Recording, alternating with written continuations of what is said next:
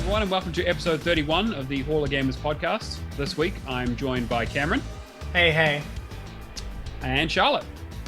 Hello.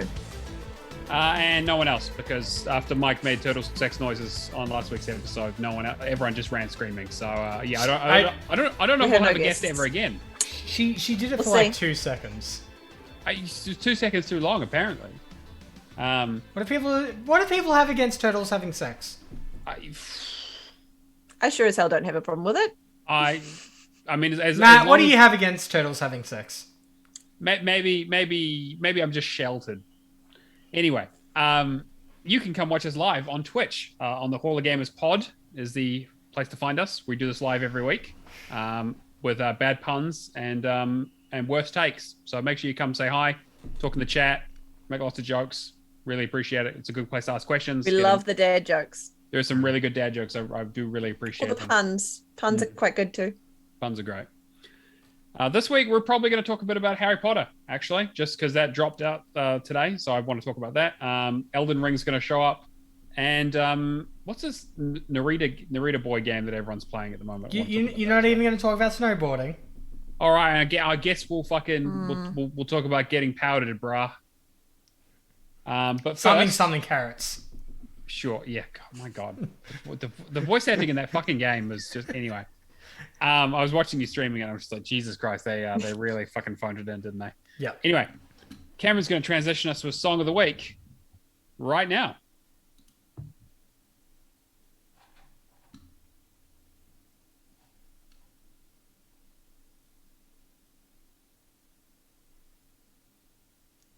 Is that playing on the stream? I don't think it is. Give me 2 seconds. It's not. My mirror image helps me with this fight, but I'm not finished till I beat this boss tonight. As I died, I saw you achieving, nothing left to lose. Found once again that I'm here screaming like I blew a fuse. Now it's 3 a.m. and I'm trying to stay alive. Boosted multiple levels and looking up the guides online. Why'd you only call me when it's hard? Hi. Why'd you only call me when it's hard? Alright. I've got one question. Yes. Is this a song that you had to try and force the lyrics into to work? A little bit. I mean, Okay. it's most of it was fit relatively well, but I feel like there's some parts of it like that's tip of my tongue, and then other parts just don't feel like just throw me off. So I'm completely out. I don't know. I have no clue this week. Like I just could not get it. All right. Well, You stumped both of us this time. Geez, that must have been a rough one then. Yeah. So it was "Why Do You Only Call Me When You're High" by the Arctic Monkeys. Oh, What the fuck? how Oh. that? No, I'm sorry. That was not. No. What? No. Well, hey, is what it You is. can't win them all. All right. We've been spoiled one too many times with Charlotte's beautiful singing, and you've Why, done thank that. You've done that to us. All right. Fine. This, Fine. Whatever. This is Mumford & Sons. This is Baby Shark level. What are you Oh, talking God. about? What are you talking about? I mean, at least you guys know the song. I mean, no one's ever. I don't think I've never met a person who listens to Mumford & Sons. It's okay. It's one of my favorite songs, and you know that it is in multiple playlists of mine. That's why I picked it, because I figured it would be an easy one. I did not get that at all. All right, never mind. And just going back to, you're saying Kirby's not a person? Sure. I mean, I will agree with you there, but To be fair, I think I don't even know if he knew the song. I think he just picked one at random. He's like, "What's popular?" And because he talked, he looked at the view count. okay, what's popular? If somebody's putting what's popular and Mumford & Sons together, they're just. Oh, look, I didn't say he was right. I'm just saying that's what he did. It's what he thought he was doing. Anyway, Oh, dear. let's get into the news because obviously we haven't got a guest, so no interview this week. I want to talk about this Hogwarts thing. This is the best thing I've seen in a long time. So we've talked a little bit about how Warner Brothers is kind of in a bit of a rough spot with their video games, but they just dropped a trailer. Well, it's like kind of like a a sort of extended playthrough of It's 15 minutes worth of gameplay and then a little bit of talking. Yeah, right. And it's all in-engine stuff with some cinematics in there and stuff. But yeah, they finally talked about Hogwarts Legacy, gave a release date. I didn't have hugely high hopes based on the fact that this has been in development hell for a long time. But yeah, I think it looks amazing. I don't know. Charlotte, you're fucking massive Harry Potter fan, right? That's just a small Harry Potter fan, like just a small one. Yeah. I'm not obsessed with it or anything. I did not write a school essay based on Quidditch or anything like that. Like, I'm conflicted about it. I love this game so much and I cannot wait to play it. But like I've said before, and I've said to many people, I do not agree with J.K. Rowling or her opinions or thoughts. Yeah. And so it's really hard for me to like get on board in a way that's like feels good. So I'm trying to sort of find a way to be okay with that and still want to play the game, and depending on how things go, like I just don't know how to feel about it yet, but the game looks fucking amazing. Like, I'm not even joking. This to me looks so much bigger than any game world that I've seen in such a long time, because it's not just Hogwarts.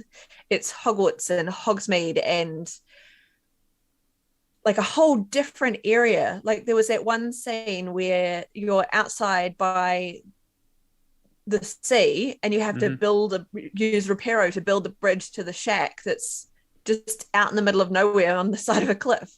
Like, I'm like, how does that even fit into the story? Because I just thought maybe it'll just be like the school. No, it's so much more than that. Like, this feels like a 200+ hour game just from 15 minutes of watching it. There's only one thing I want out of this game. PS1 Hagrid. Well, considering it takes place like 100 years before all this. It's set in the 1800s. I don't think Hagrid was even born then. Yeah. You can make at least one meme reference to PS1 Hagrid. I'm sure there'll be a low polygonal half giant. They'll do something. It was interesting though, because I sent the link to my flatmate, because she's also very into Harry Potter as well, and I was like, we've been talking about it a little bit. And her comment was she liked all of the facial expressions, but she felt like everyone's, except for when you see like the bad guy, look strange. They don't look quite right. And then his facial expression is like perfect. And I sort of went, well, is that because he's got like resting bitch face or something? And they were fine with doing like an angry face on someone, but yeah, I think that I tend to agree. Like, looking at it, the facial stuff and the voice acting was like, again, like they finally announced the date of this coming out like holiday this year, so they've still got plenty of time to work on it. Holidays 2022. Yeah, so I'm hoping that this is just kind of like they can tighten up the graphics on level 3 or whatever the fuck that meme is. Yeah, but like, yeah, I think like as an overall package, it looks awesome. Avalanche are involved, but then are they just helping? I don't know. I don't really know how the development's going for this, but got no idea. I'd need to look into it more, because I don't quite know what's going to go on with that. But this game seems like a whole fucking grab bag of stuff, and every time it just seemed to like they were just like, okay, we're going to talk about this, and then we're going to talk about this. And it's like, okay, cool. And we're going to introduce this, and it's like, okay, skill tree. Yep, it's like, okay, you got like RPG elements. You've got like a third-person combat with like timing stuff. So I think they're probably going to use like a modified version of the Batman combat. It looks like it's like sort of like rhythm timing based. With like counters and things like that. So which makes sense, because that's like, again, Batman is Warner Brothers again, so same engine. And then the good versus evil. Like that at the end. Stuff. Yeah, so it looks like it might be. It gave me a real Fable feeling to it, where I was like, it quite sort of like whimsical and interesting, but still has like, monsters and magic, and like, you still get shit messed up by some guy with a hammer. But yeah, and they were like, oh yeah, go around Hogwarts, and then like the outer grounds of Hogwarts, and then you go to Hogsmeade, and like you also go in like out to places like other, I guess like they have other areas you can explore, like you said, like by the sea with those islands, and then like ruins, and you're like finding like, I guess, Inferni. Inferi. Sorry, Inferi. Inferni's Inferi. Thinking of the spell. And then Yeah, and then like also like all the creatures and stuff, and like there's like a whole like you get to like pet them and like The Niffler. yeah, the very cute Niffler in the trailer. Oh, and then that scene with the belly rubs, and you're like brushing the belly of the. Yeah, which is like the whole like Pokemon to me. Like it has like a Yeah.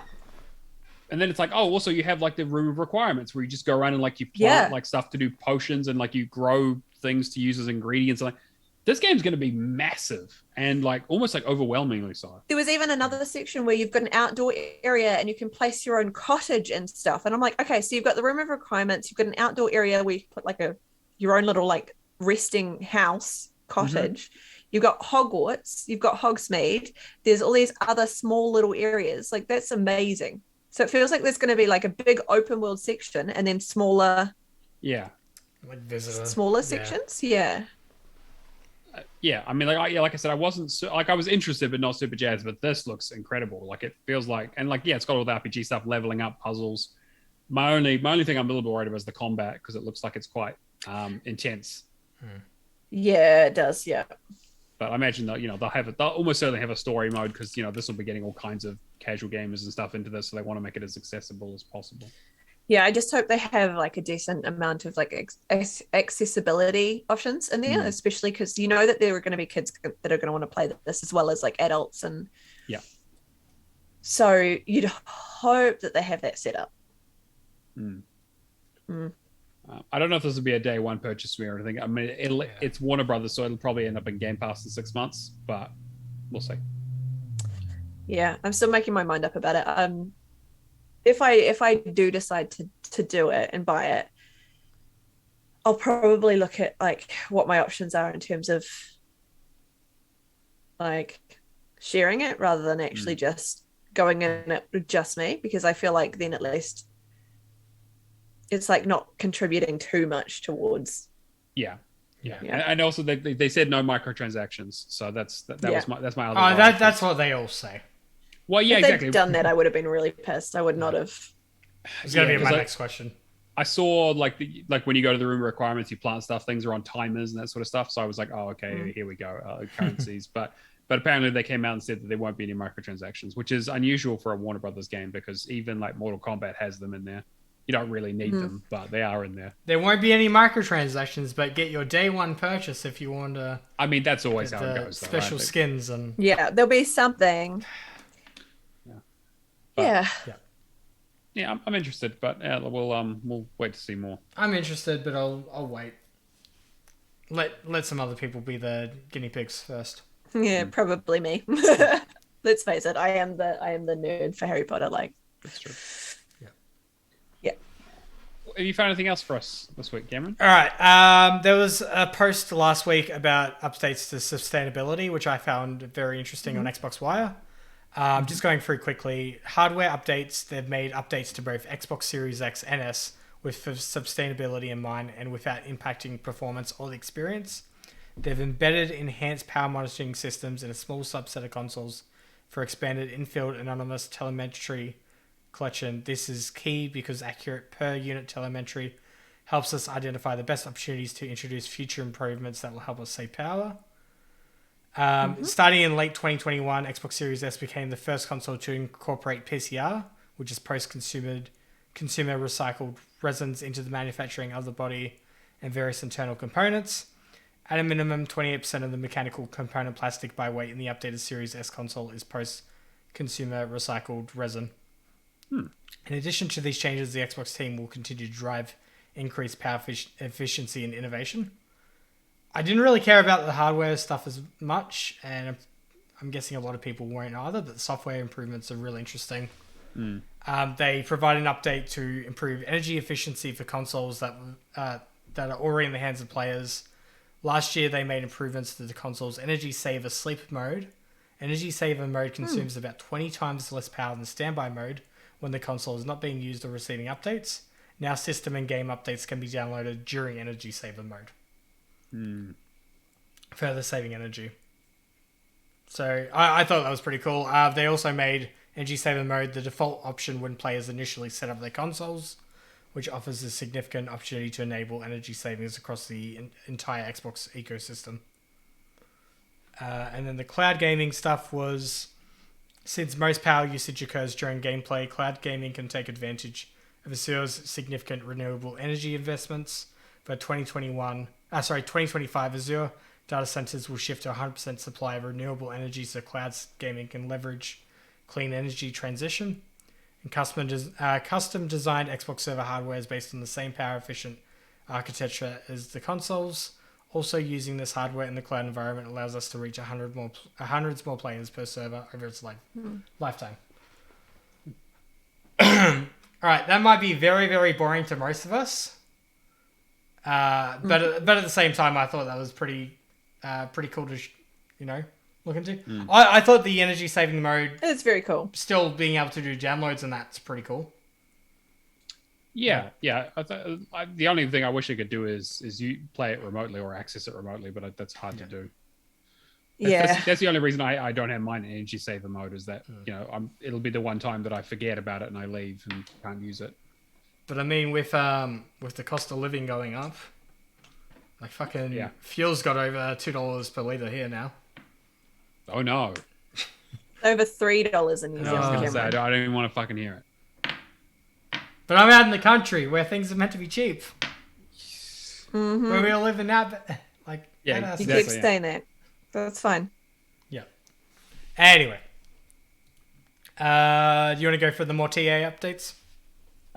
So we had a few more of those. We talked a little bit about them last week. But they've got some new stuff around following specific topics or games from each article. So now there's a new followed storied homepage widget that you can use that basically shows you the latest story that relates to anything that you're following, which is quite good actually, because as much as I love TA, there's a lot of shit on there that I just do not care about. Like I don't care about the reviews, I don't care about their opinion pieces or their like top 10 lists or any of that shit. Like I just want the sales, I want the Game Pass stuff, and that's about it really. So this lets me do that, which is really nice.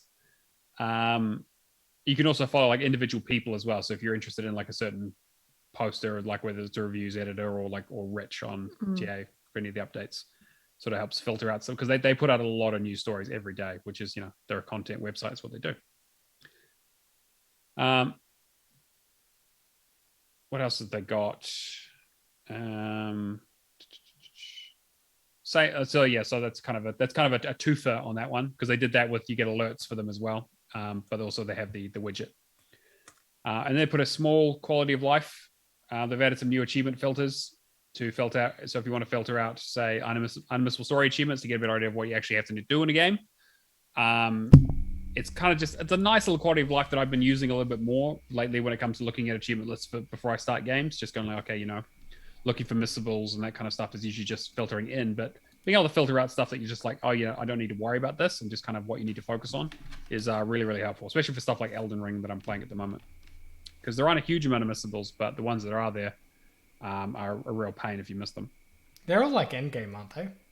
Yeah. Yes. There's again, the point that I'm up to in the game basically will fuck you if you have not done a certain thing. Okay. It makes a big change, and so suddenly one of the areas isn't accessible anymore. Although actually, I'm sure they'll probably patch that item back in, because they're pretty good about that. Yeah. They've also made a tweak that makes a big difference to some people, adding in DLC separators to achievement lists, so they're a bit easier to read in list view, which is really great for places that have like stacks of digital, like title updates and things like that. So like Neverwinter, Dead by Daylight. Dead by Daylight has like 35 add-ons, so being able to split them out a lot easier in list view is, helpful. Yeah. To say Overwatch, is another big one. Yeah, some of these places just keep putting out content. I mean, even like Halo Wars is full of that stuff. Yeah, Halo Wars. What else was I thinking? Warframe. Mm-hmm. Like anything that's just updatable over time. Yeah, exactly, because they're all split out. And then for today's one, they put out a way to share images, which is really interesting, with your completion percentage of games, which is really great, because again, we have a completions channel in our Discord where we just kind of, most people take screenshots of the game that they've completed, but now they can build a little custom. At the time. Yeah. Right, exactly. Yeah. A little custom image that you can post to a Discord or social media, any other sort of social media, that lets you basically show off, how much you've completed the game, how long you played it for, what TA it's worth, all that important stuff. Pretty neat. Yeah, and so again, it's the 18th here, so we'll have new features up until the end of the month. So I'll be interested to see what else comes out of this. It's been good to see that they're crossing a lot of stuff off that checklist, because there are been a lot of site features been requested for years. Space after started or completed. Space after started. That'll be day 31 for sure. That's the last one. That'll be like, and we know you've all been asking for it. No, just me. Only just me. Yeah, just you. Just cool. Cameron. Seeing how much you like Elden Ring, do you want to talk about it a little bit more? Yeah, sure. So, Bandai Namco has basically come out and said that Elden Ring has sold 12 million copies, which is fucking insane. Yeah. For a genre that is as niche and as non-accessible as the Souls genre is, for it to sell this much in the last couple of weeks, 1 million of that is in Japan. They're doing crazy numbers. Like, people yeah.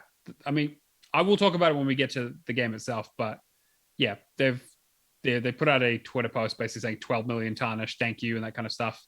But yeah, obviously they're very, very happy with it. I saw a report that apparently was that Miyazaki came out and said Elden Ring's development will affect future game development.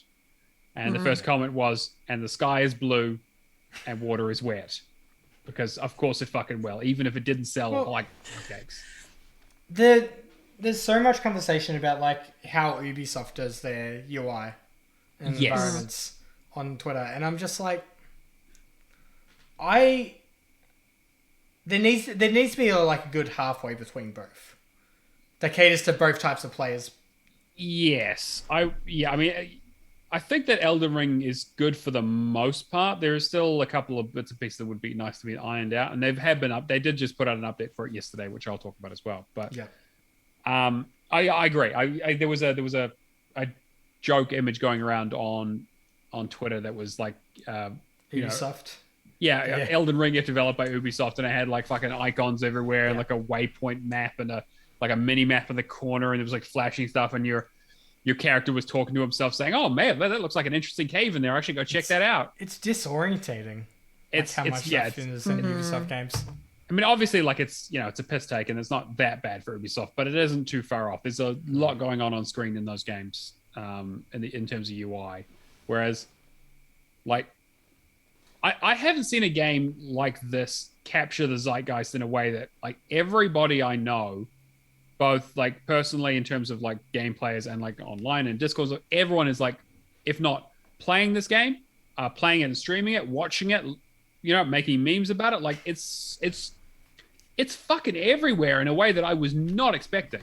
I mean, like it was hyped to all hell, and this is one of the few games that have actually like, I think it lives up almost 100% to the hype that it had. But I'm glad it's selling well, because I want them to make more of this kind of, like, I think this is the direction they've kind of found a niche. They've found a way to make it more accessible. They've done an open world without it being overwhelming, and without kind of railroading you too much, but also without just throwing icons on a map. It has like pushes in the right direction, but like it's a game that rewards you for exploring. Talking about icons on a map, has any other game done like the player signposting? Yeah, so Legend of Zelda Breath of the Wild is the one that really created that, and that's where So this game takes a lot of inspiration from that in terms of both its environment and sort of the mapping and a lot of the bits and pieces like that, especially on the exploration front and kind of the enemies just wandering around. So it owes a lot to that. It doesn't have the same sort of climbing mechanic. Whereas obviously Ubisoft went in the other direction with Immortals, and basically took that idea and then kind of Ubisofted it up by putting towers in there and shitload of collectibles and filling your map full of stuff, and just kind of a lot of repeatable stuff that you kind of feel like you have to do, and just kind of cluttered the map. And like, I was okay with it because like I really enjoyed the combat and I enjoyed the story and the puzzles were enjoyable, but it definitely did overstay its welcome. I haven't felt that at all with Elden Ring. Okay.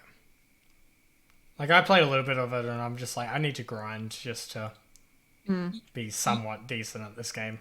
Yeah, there is. I mean, that's the thing, is that like you have the skill level, and you can pad that by grinding out some levels early on and just kind of making it a lot easier on yourself.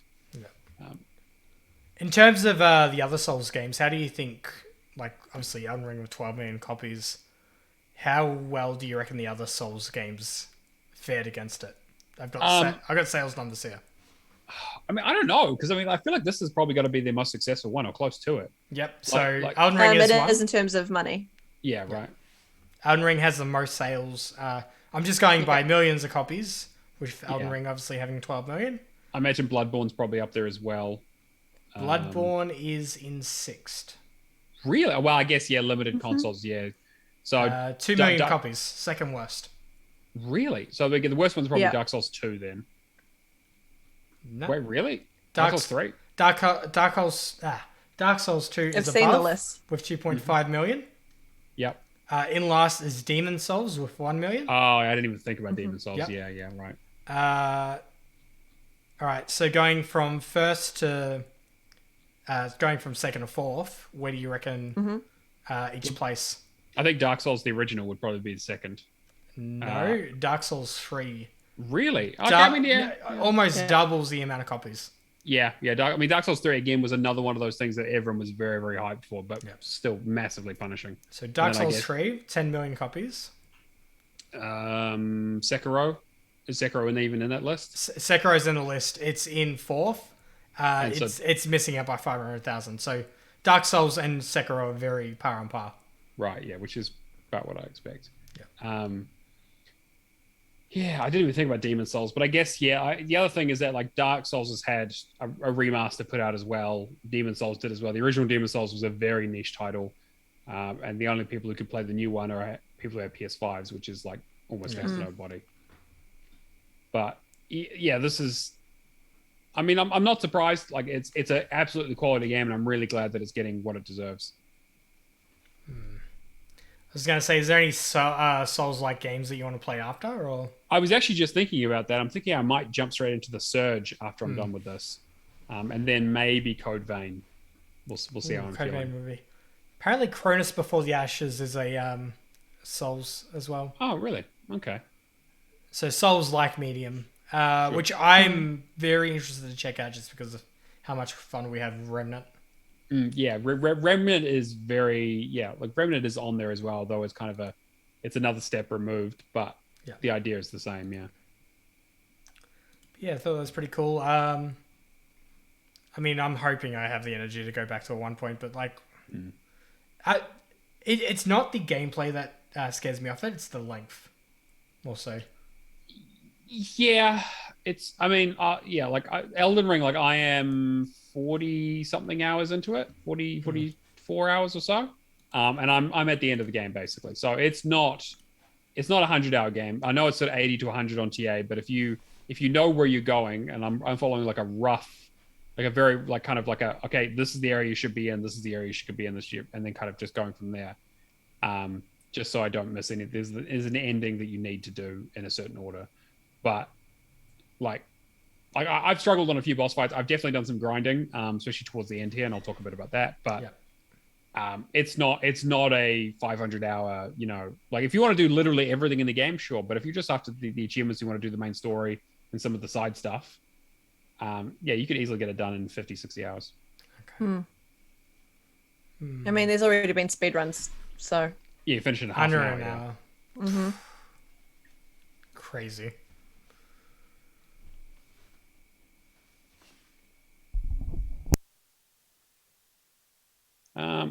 And then we had one last story about Perfect Dark, everyone's favorite franchise, I guess. They haven't had a release since the beginning of the 360, which I know because I'm playing through it. Apparently the development's been pretty slow. I was very conflicted to include this in here. Sure. If there was better news, I probably would have, but everybody seems to be talking about the fact that people are leaving the initiative in waves. Yeah. I'm falling more in the camp of it's a non-issue. You're trying to start a new studio in the midst of what was the pandemic. People are working remotely. Like, Yeah, but I There's wouldn't a- say that's a non-issue, right? I mean, That's still not good for the game. it's not good for the game, but then at the same time, like, I feel like people going like, "Oh my god, you have all this talent and everything. Why can't they just simply put something together?" Yeah, okay, it's not. It's kind of like, yeah, it's you got two sides. Some people are like very soft, and some people are like being very hard on the devs. Not a really nice middle ground. Yeah, and again, there was still that weird thing where they're working with Crystal Dynamics, even though Crystal Dynamics is a Square Enix studio. Yeah, and some people are using that as a case of like, oh well, if they had their shit in order, they wouldn't have to get another. Yeah, I don't. And I'm just like, no, maybe they just want to make it. I don't know. Well, the rumors are essentially it might have gone through like another soft reboot in the same way that Elden did. Everwild. Everwild, yeah. Sorry, yeah. Where they're just like, oh shit, well, we don't know what the game is, so we're just kind of redoing it. Because again, we saw that trailer, like their sort of teaser trailer where they announced that it was happening, and that was it, right? They haven't had anything. But yeah, apparently they've lost looks like 34 people have left it in the last sort of year or so. Yeah. 34 people, including the game director Dan Newberger, design director Drew Murray, lead level designer Chris O'Neill, principal world builder John Len Myers, and other senior staff members. It has also lost 2 senior writers, the game's technical director, tech art director, lead animator, lead gameplay engineer, QA lead, and more. That doesn't sound good. That does not sound good in any capacity. And they sort of talk here about how a lot of the apparently the wording that's come out of the studio is like, oh, we're going for like a top-down approach to a studio, and a lot of these people were expecting a bottom-up. And so these people just don't fit with our culture or whatever, so they're gone. And it's like, fucking what? Like, yeah, I like as someone who obviously works in the corporate space, I get that you're like fit is like important and all that sort of shit, but having that many people leaving, and they talk about like it's part of like the development is painfully slow, which is almost what you usually expect when you have any kind of top-down business. Yeah. Where when it's people at the top making decisions and everyone else kind of waiting on them to make a decision before they can do any work is essentially what top-down means. That means that the people at the top have to drive all the decision making and most of the action and basically push the work onto everyone else down to the bottom, which is fine. That's a perfectly valid way of doing things, but it's not quick. It's definitely not agile, and it doesn't. I don't think it meshes well with the way, especially like you said, just like during COVID and people working remotely. I don't think that that's the right approach, especially considering it's like a quadruple A studio or whatever the fuck they're on about. I don't know. I think it's going to be. I think it's going to be vaporware at this point. I'd be surprised if they talk about it any time in the next year. Yeah, I'll be interested to see like when it actually comes out, what it ends up being.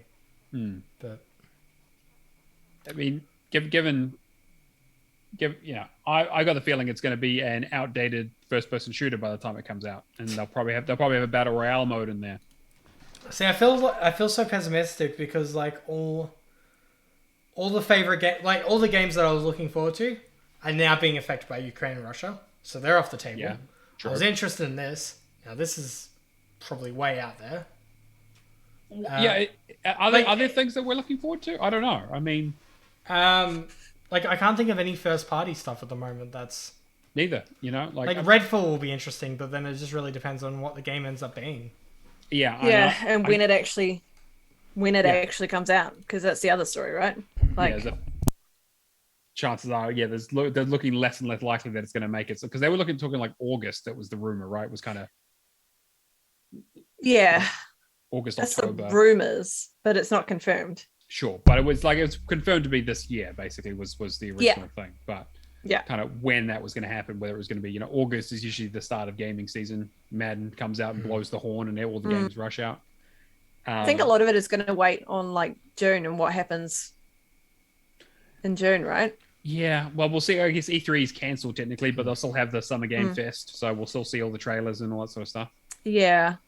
I guess I'm just gonna have to look forward to like anything Bethesda's releasing. Like Avowed, I'm I'm keen for, but I haven't heard anything else. But that'll be next year, right? I highly doubt that's coming out this year. I mean, I don't know. I mean, Starfield obviously is, but I don't know. Starfield would be interesting.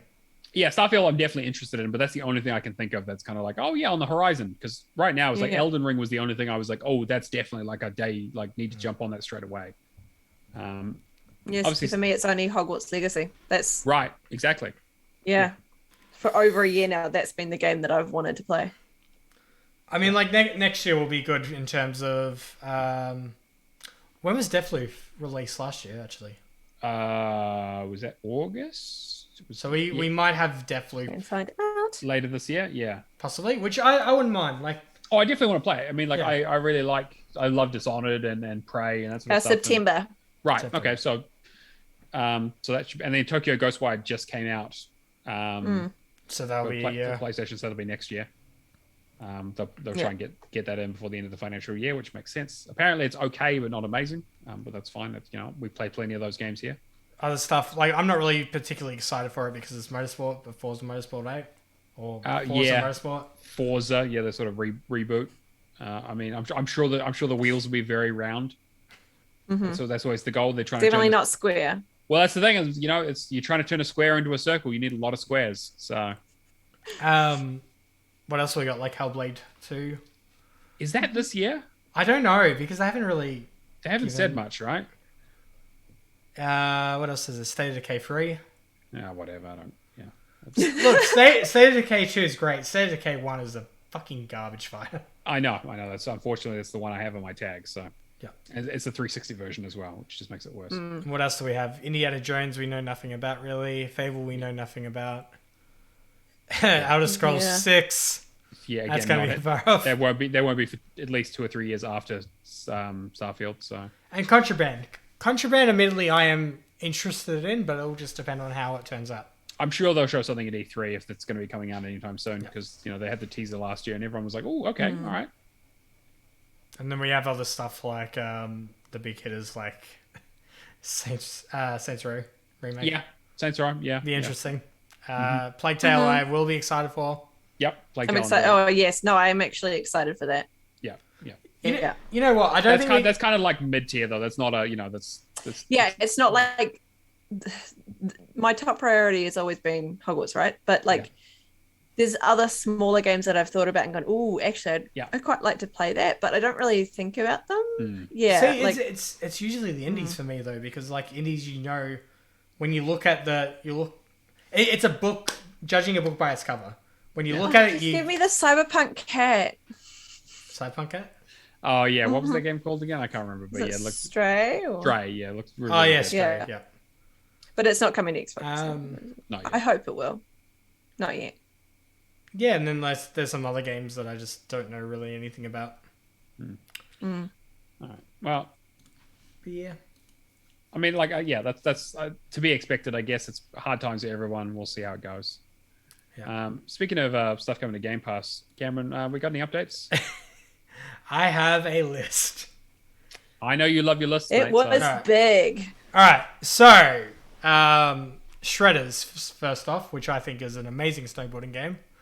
Came out today. Love it already. Put a little bit of time on it. And it looks like it's a relatively easy list. I would assume 10 to 15 hours, roughly. Oh, okay. That's not too bad. I was expecting a lot more. I saw somebody just like grinding out. Yeah. It's like jump, like cool snowmobile 500 times and stuff like that. Okay. Right. Yep. And there was like a spin so many... Spin a 1080, which I keep on getting... I keep on getting 900. Oh, yeah. Do so many full... Yeah. Full spins, Like 360,000 full spins or something weird like that. Something like that. But like, I'm pretty sure I got like 20% in the 2 hours that I played, so that's fine. Tunic, which I dived yesterday for like an hour. Looks great. Fucking amazing. Yep. It gives me massive like Death Store vibes. Gotcha. Yeah, cool. I can definitely see that. Yep. And then just like I'm very interested. As I'm going through this, can you check if anybody on T has completed it yet? Tunic? Tunic? I can find out. I was assuming it would be somewhat of a like maybe a 10-hour completion. I think one person finished it yesterday when I was looking at it. I'll have a quick look and see. The manuals are like, when you have a chance to look at the manuals in the game, they're like beautiful. Like it's cool. Every new area has like a page. Collect a page, put it together, and then there's an achievement for getting the manual. 7 people. All right, cool. Okay. Because some of the manuals tie in with the achievements for doing like secret stuff. So very mixed time frames. It looks like the first person to get it got it in 5 hours and 59 minutes, but then there's like 26 hours, 13, 20, 16, 19, 15. Okay, so probably somewhere between. I'd say closer to 12 to 15. I get the feeling as soon as it okay. First up, there's a God mode. Yeah. Or a no fail mode, which is going to help. Like I didn't realize that until like an hour after when I was watching Stallion stream. Also, it does kind of seem like the game that once a walkthrough does come out, I reckon 5 hours would be It'll be easy. Yeah. Right. Well, I wonder if that's part of it. Like a lot of these people that have had like the shorter, that 5 hour completion compared to the people that have had like the 13, 15 and upwards. Sure. They're probably playing it without the God mode. Yeah. Because I wonder how many people actually know that that's an option in the game. Interesting. Yeah. I'm also wondering like how many people like this is the kind of game that I reckon people are going to enjoy and going in for the mystery. Like, I don't think anybody's immediately going to click like, all right, I need to be going through the manual pages to figure out these secrets. Because the manual pages have a whole different language of writing on them. Right, and like Fez. Yeah, and symbols on them just to indicate like, oh, this is an attack move. Or so gotcha. I'm sure like there's some level of puzzle solving there that people have figured out how to make it easier. Anyway. Going on, I barely know any of these other games, but let's smash through them. Paradise Killer also came out. Oh my god, looks so good. It's a detective game, but a very fucking weird one. So basically, it's like a murder mystery, but like it's insane. It's a crazy game, and I'm very very excited. I'm definitely going to play it. All right. I've heard. I have it installed. Yeah, I installed it too. A few people were saying like the ending just hangs with you. Right. It's that good of an ending. Sweet. The Dungeon of Nahal Beck, the Amulet of Chaos. Yeah. Also came out today. I've got no idea. Tainted Grail Conquest came out. It comes out on console on 22nd. Zero Escape the Nonary Games also comes out March 22nd. So Zero Escape is that's Chunsoft. So that's the same people who did AI Somnium Files. Okay. So it's that kind of game. It's like interconnected conversations, puzzle solving, like weird trippy shit going on the whole time. I think there's like 3 of them that they did. We're getting a few of them coming to Game Pass now. Yeah, because look, basically I think a lot of them are getting collected on Steam and then getting ported, and then they are coming straight to Game Pass, which I think is the right move. It covers that kind of the market too that Xbox has been missing for a while. Exactly, and like I haven't had time to go through Danganronpa, but like that's the same sort of thing. I'm sure we'll see more of those games coming to Game Pass as well. Yeah. What else do we have? Norco coming PC on March 24th, and F1 2021 coming to EA Play on March 24th. Also, F1 games, a lot of them got delisted the other day, like just bang suddenly. And I'm pretty sure somebody said you need like an online pass for the 360 games to be able to access them. So I feel like some people are going to be shit out of luck with that. It also wasn't included with any of the Game Pass details, but I still imagine a Memoir Blue's coming out on March 24th. There hasn't been any changes to suggest otherwise, but there hasn't been any updates in any of the Game Pass stuff either. Maybe it'll just come out and they'll just say I'm hoping because it already got delayed back from Feb, so I'm quite excited. I want to see it. Yeah. Anything by Annapurna is usually Annapurna, Crusader King 3 comes out on console on March 29th. Yep. Already know that's like one of over 90 on Metacritic. Amazing game. And Weird West, which is the other one I'm really keen for, is at the end of the month of March 31st. Yep. Also from the ID at Xbox showcase the other night that I completely forgot was on We had a lot of future Xbox updates. Is it Immortality or is it meant to be Immortality? I don't know. I've got no idea. Anyway, that's apparently coming out in summer 2022. Treacheyomi, which I believe is a Devolver published game. Okay. Coming out in spring 2022.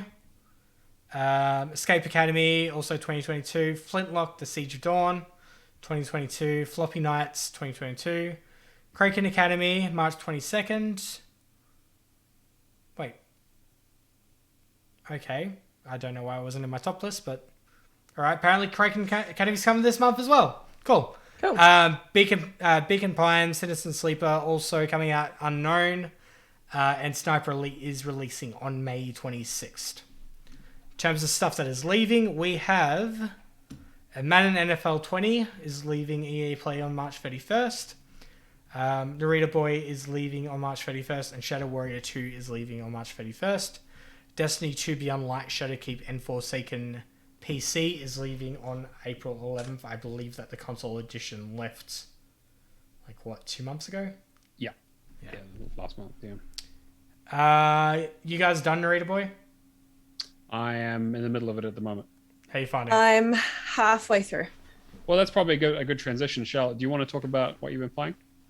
Yeah, sure. Yeah. Do you want me to go through everything? Yeah, go for it. You can start with Narita Boy and. So I decided to start Narita Boy today. Actually, if you remember from last week, I have actually been working on my backlog this week and this month. So I have only started 3 games. Started Young Souls with Cameron, thinking it was going to be online, and then now today I decided I'd start Narita Boy. So it's interesting seeing other people's opinions, because there's a few people that have completed it before me so far, so they've already valided it and then completed it within say about 3 or 4 hours. I quite like the art style. I can see why people think it's quite boring. I think it's got an interesting story, but I'm finding that I'm just wanting to skip through. I couldn't find anything compelling. I was just like, you know what? I don't care. I stopped caring. It's just like futuristic robot computer person. Yeah. I think there's nothing. Of it, yeah, I don't know. There's nothing emotional or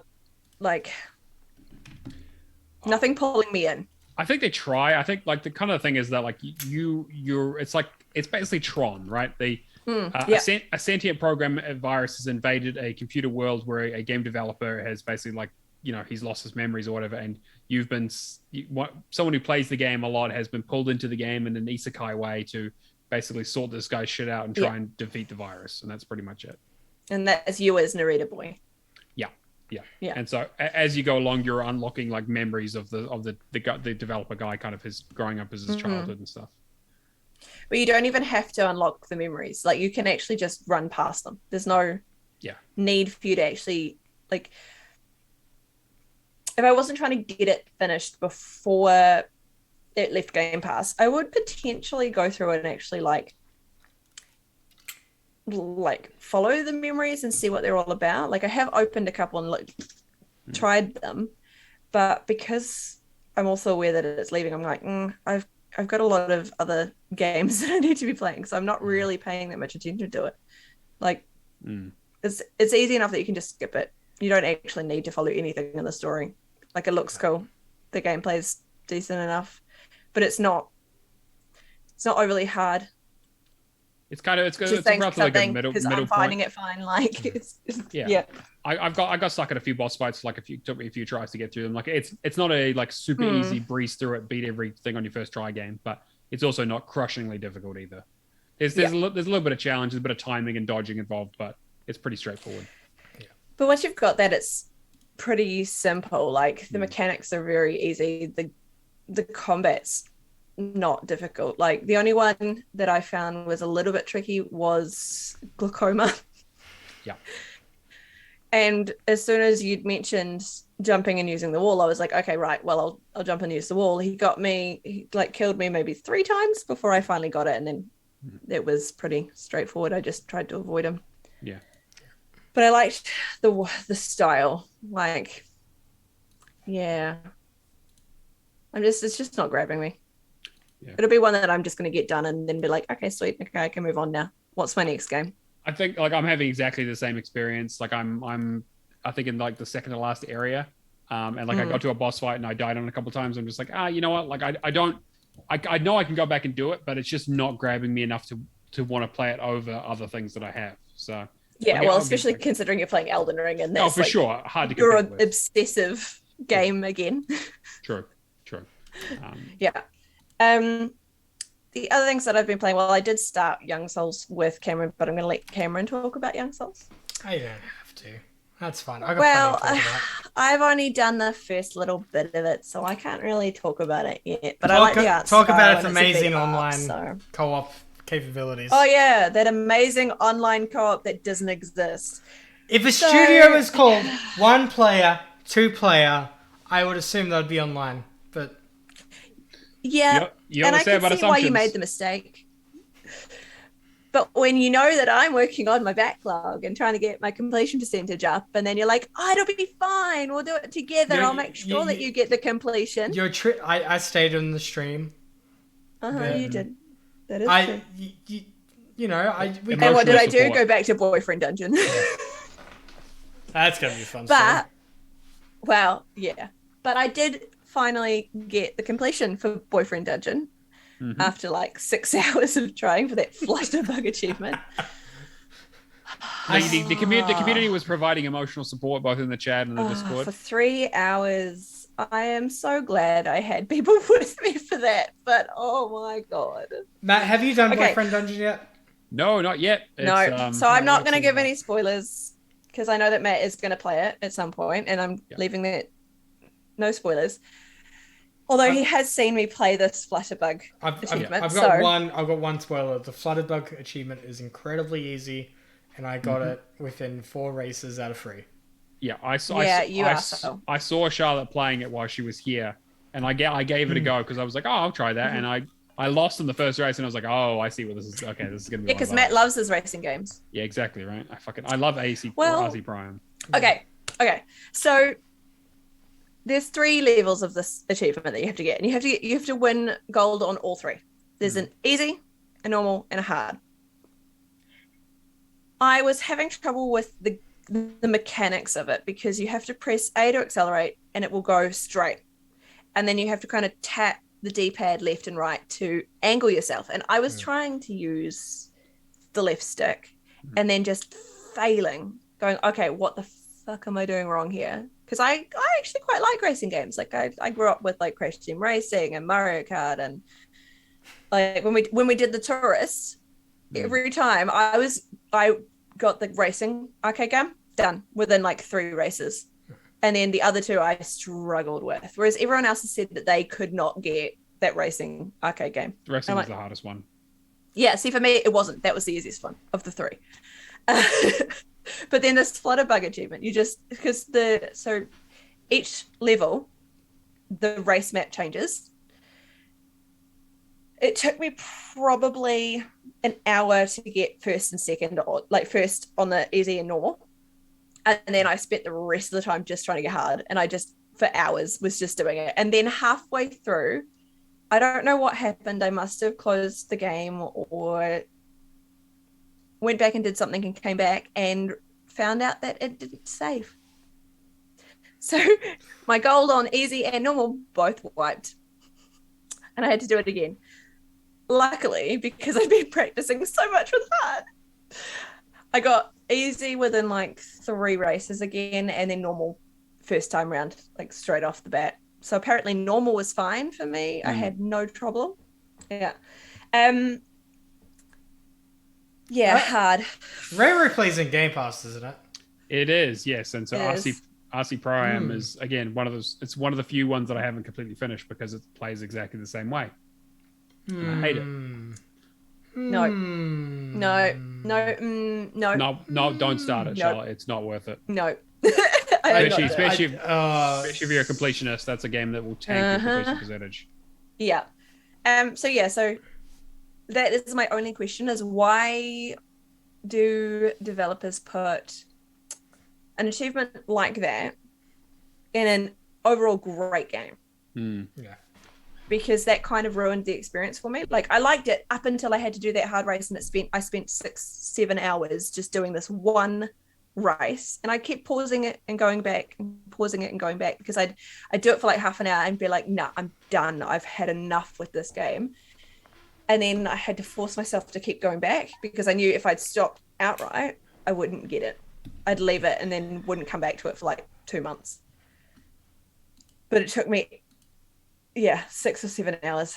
And then I got it. And I was like, okay, I'm uninstalling. Which I didn't want to, because I kept going back into the dungeon. Like, part of my stream was me going back into the dungeon, and I'd completed the whole game aside from this one achievement. And I just ran through the dungeon because I had fun. It's weird. And I might reinstall it and go back to it, but it kind of ruined it a bit for me. It's weird because Boyfriend Dungeon kind of feels like 2 games in one. Like, there's the dating simulator part of it. Yeah. I've been, like, I'm just trying to think of, like, a game that has that dungeon crawling kind of experience that Boyfriend Dungeon does. Because it's simplistic. It's a very simplified dungeon crawler, though. Like, within about 3 or 4 runs, you've powered up enough that it's smooth sailing the whole way. So, like, but I liked that about it. I liked that it was a combination of things, and there was no actual part of the actual full story that was difficult. And I enjoyed being able to use the different weapons and work out which one my favorite was, which is my Korean boy. He's who I chose in the end. Like, my electric saber. Everyone has their own favorites. It's fine. He just happens to be mine. That's fair. That's a good one to pick for sure. Yeah. So that was Boyfriend Dungeon. The other games that I'm working on or have worked on this week, I'm 1 achievement away from finishing The Bunker. Yeah. I know the story off by heart now because I may or may not have fucked up the achievement and not realize that you have to do it in one single playthrough. So I am now going through and doing another single playthrough to get all of the toys. It's fine. At least I know the story, and it's like it'll probably take me another half an hour, and I've got it. It's not going to be hard at all, so I'm not worried too much about that one. But I quite enjoyed it because it's the first FMV that I've played, so like I didn't quite know what to expect. And it's a little bit strange because of the story, but I actually really liked it. Like, I enjoyed the fact that it is a bit different. And then when you get to the end and you realize what actually happened, you're like, whoa, okay. Cool. Yeah. And then getting the choice of either to stay or to leave. And I'm like, oh, okay. Yeah, I think it's definitely worth playing because I really, really liked it. It's not difficult at all. The only things I would say is, if you are a completionist, definitely try and have a look at you could play it through once without a walkthrough, without a guide. It's not long. And then maybe do a second playthrough to mop up and clean up with the achievements and things like that. Because there are collectibles and there are things that you have to get to make sure that you get the achievements. But there's no missables, and it's not like it's a super long game. Like, you can run it through again within an hour. Yeah. I also finished Dear Esther. Yes, walking simulator extraordinaire. Yeah. Yep. That's it, right? You just that's basically it. I have no other comments. There is nothing to that game. There is that game is. I mean, it looks pretty. Does it though? I mean, it looks okay. I mean, like. I enjoyed it. I got to walk around a mountainside. I mean, I don't really get to go out at the moment, so it's probably the best I'll get in terms of like going for a hike. I mean, I don't leave my bedroom, so. Just as exciting as a real hike. Yeah, exactly. Yeah. It's quite pretty with the moon, though. I mean, the water's a bit lackluster, but the rest of it I quite enjoyed, and the caves are nice, so. Yeah. I had Mike run me through Who's Your Daddy? One of the weirdest games I have played, I have to say. It's great. I don't know how many It's people great. actually know about this game because it's so weird. You basically play as either the baby or the daddy, one or the other, and then you can swap them around each time you go back in and play it.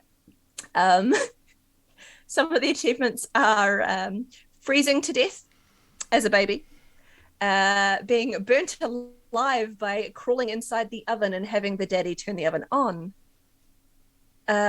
drowning like 20 times, drinking bleach, and all sorts of weird achievements.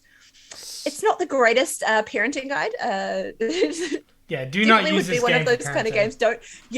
Like if you are a parent, maybe a stress relief. I would hope that No. It's a how-to it's guide. Not when it comes it's not to a how-to guide. It's not. It's a how to end up in prison when you're a parent guide. It's how to what not to do if you have a child. Exactly. How to end up on the front page of the newspaper 101. Yeah. Now, to everybody listening, who do you think is the parents out of us three? I mean, that is definitely a Good luck. God. Some sort of parent. I mean, I have plants. Does that count? No. Sure. No. I haven't killed them yet. I played enough baby. I played enough baby games that I feel like I'm a parent. So in parenting, you should never say the word "I haven't killed the child yet." It's true though. Okay. No. It's true. I am responsible for literally 0 baby deaths so far. So far. Change the topic. Okay. So I have also played 2 other games that I've completed this week. Batman, the Telltale series. I only got 60% brutality. Like, yeah. I was watching the Charlotte, like I was going through it because she was playing it while she was here, and there was a part where Batman meets up with Commissioner Gordon, and Commissioner Gordon's like, "Man, you can't be treating people like that. I don't want to work with you. You're a loose cannon." And I was like, "Man, Commissioner Gordon and I were like best buds." I was like, "What the fuck is she like?" "Oh yeah, I just like beat a guy to half to death with a broke a dude's arm." Yeah, and like with a pipe, and then the guy hanging. And then like on the ceiling. Exactly, yeah, and like stabbed a rebar through a guy. Yeah. I kind of shoved a guy onto a metal pipe, like a metal. Yeah, like a rebar. Yeah, it was bad. It was. Yeah. Man, Batman's a dick. Yeah, my version of Batman is apparently. What did you think of the game overall? I enjoyed it. Like, it was nice going through the story, and it wasn't too bad to like go through and actually do the combat and stuff like that. Like, there were a couple of times I missed, or like my timing was off, or I wasn't paying attention, and then I died. As usual, that's pretty normal for me playing a game. I was gonna say easily distracted. Admiral said in the chat, at this rate, Char will catch up to me within the end of the year. Well, I mean, if you stop playing Gears games, I'm sure. This is where I'm going to have to now go and find out, because like I'm getting to 100k. She's putting away the games at a ridiculous pace. Like, I reckon in the next month. I also finished Life is Strange, so that was fun. Made the wrong decision at the end, but whatever. The original one. Well, which one did you choose? Well, no spoilers, but yeah. No, I'll talk about it when other people like a spoiler cast. That's fine. We've already done a spoiler cast on Life. I know. Well, I'll do my own. Just me. With Blackjack. Complain about Max being Max. I think our game's really good. Yep. I really did like it. It was good. Yeah. I don't know. I felt like it was hyped for me, so that when I went and played it, it wasn't as exciting as I thought it was going to be, because everyone's like, "Oh, Life is Strange, Life is Strange." True. I now outright want to never play Life is Strange 2. Yeah, because of everyone's comments, and I'm like, okay, that's fine. But I do want to do True Colors. Yeah. After playing the first one, I want to do True Colors. That's when you find out you really enjoy 2 and you're missing out. No, yeah. Well, actually, if you're going to be a crunchiarian, sure, you can say 2's the best one. Well, okay, I probably will do 2, because I do like getting the series in there, and I'm a completionist. And achievements are easy, at least. So yeah. Yeah, exactly. So it's fine. So that's been my week. I've also been doing a little bit more cleanup and stuff like that. I'm really trying to get my backlog done. So I'll finish Narita Boy tonight, probably the bunker. I think I'll probably jump on Young Souls and try and get that one out of the way. And then my plan is to go to A Plague Tale and rerun it because I missed a few collectibles and was like, I'll just play it for fun now. And now I'm like, actually, no, this time around I need to restart and actually do it properly. But I really love Plague Tale. Plague Tale is great. Really, really enjoy it. So I'm quite excited for that. So I have put up 4,270 gamer score this week. I'm currently sitting at 10,615 for the month. I have 14 completed games, and I'm up to 57% completion percentage. All right, good work. Yeah. I had no idea what I'm on the month. Racking up Hustle. those numbers. It's that hustle. I'll just flick through what I've been playing quickly. So we did some Halo Wars, Cameron and I did. Halo Wars 2, that is. Got the base game completed, which is I'm really happy about. You got the base game completed. Oh, sorry. So we've got one more mission to do with you. And then we started the Awakening of the Nightmare DLC. We got 2 of the missions done. Yeah. Third mission didn't quite go as planned. So I mean, I'm not saying who, but one of us completely lost sight of the main objective. All right. We were doing it in easy mode, and I remember when I did it with Steven on Legendary, I believe one of the big guys comes from the right, then one from the left, and then 2 at once. Yep. I was not expecting 2 at once to come when I was on the right-hand side helping you protect yours. Yeah, because you said right-hand side, so I was like, oh shit! So I moved everything to the right-hand side, and suddenly I was going in memory. It must be different with difficulty. But that mission's a pain in the ass. Yeah, that mission sucks. I hated that mission, so we'll have to go back and try that again. But we're finally making some progress on it, which is good because I've been sitting on that one for ages, and it's just good to just sort of clean it up. I've got like 10 left now, which is good. Nice. Yeah, I think I've got maybe like 15 or so. Also playing a bit of Narita Boy, as everyone is at the moment. I have exactly the same thoughts as Charlotte and everyone else. Basically, it's a relatively short, relatively inoffensive side-scrolling brawler.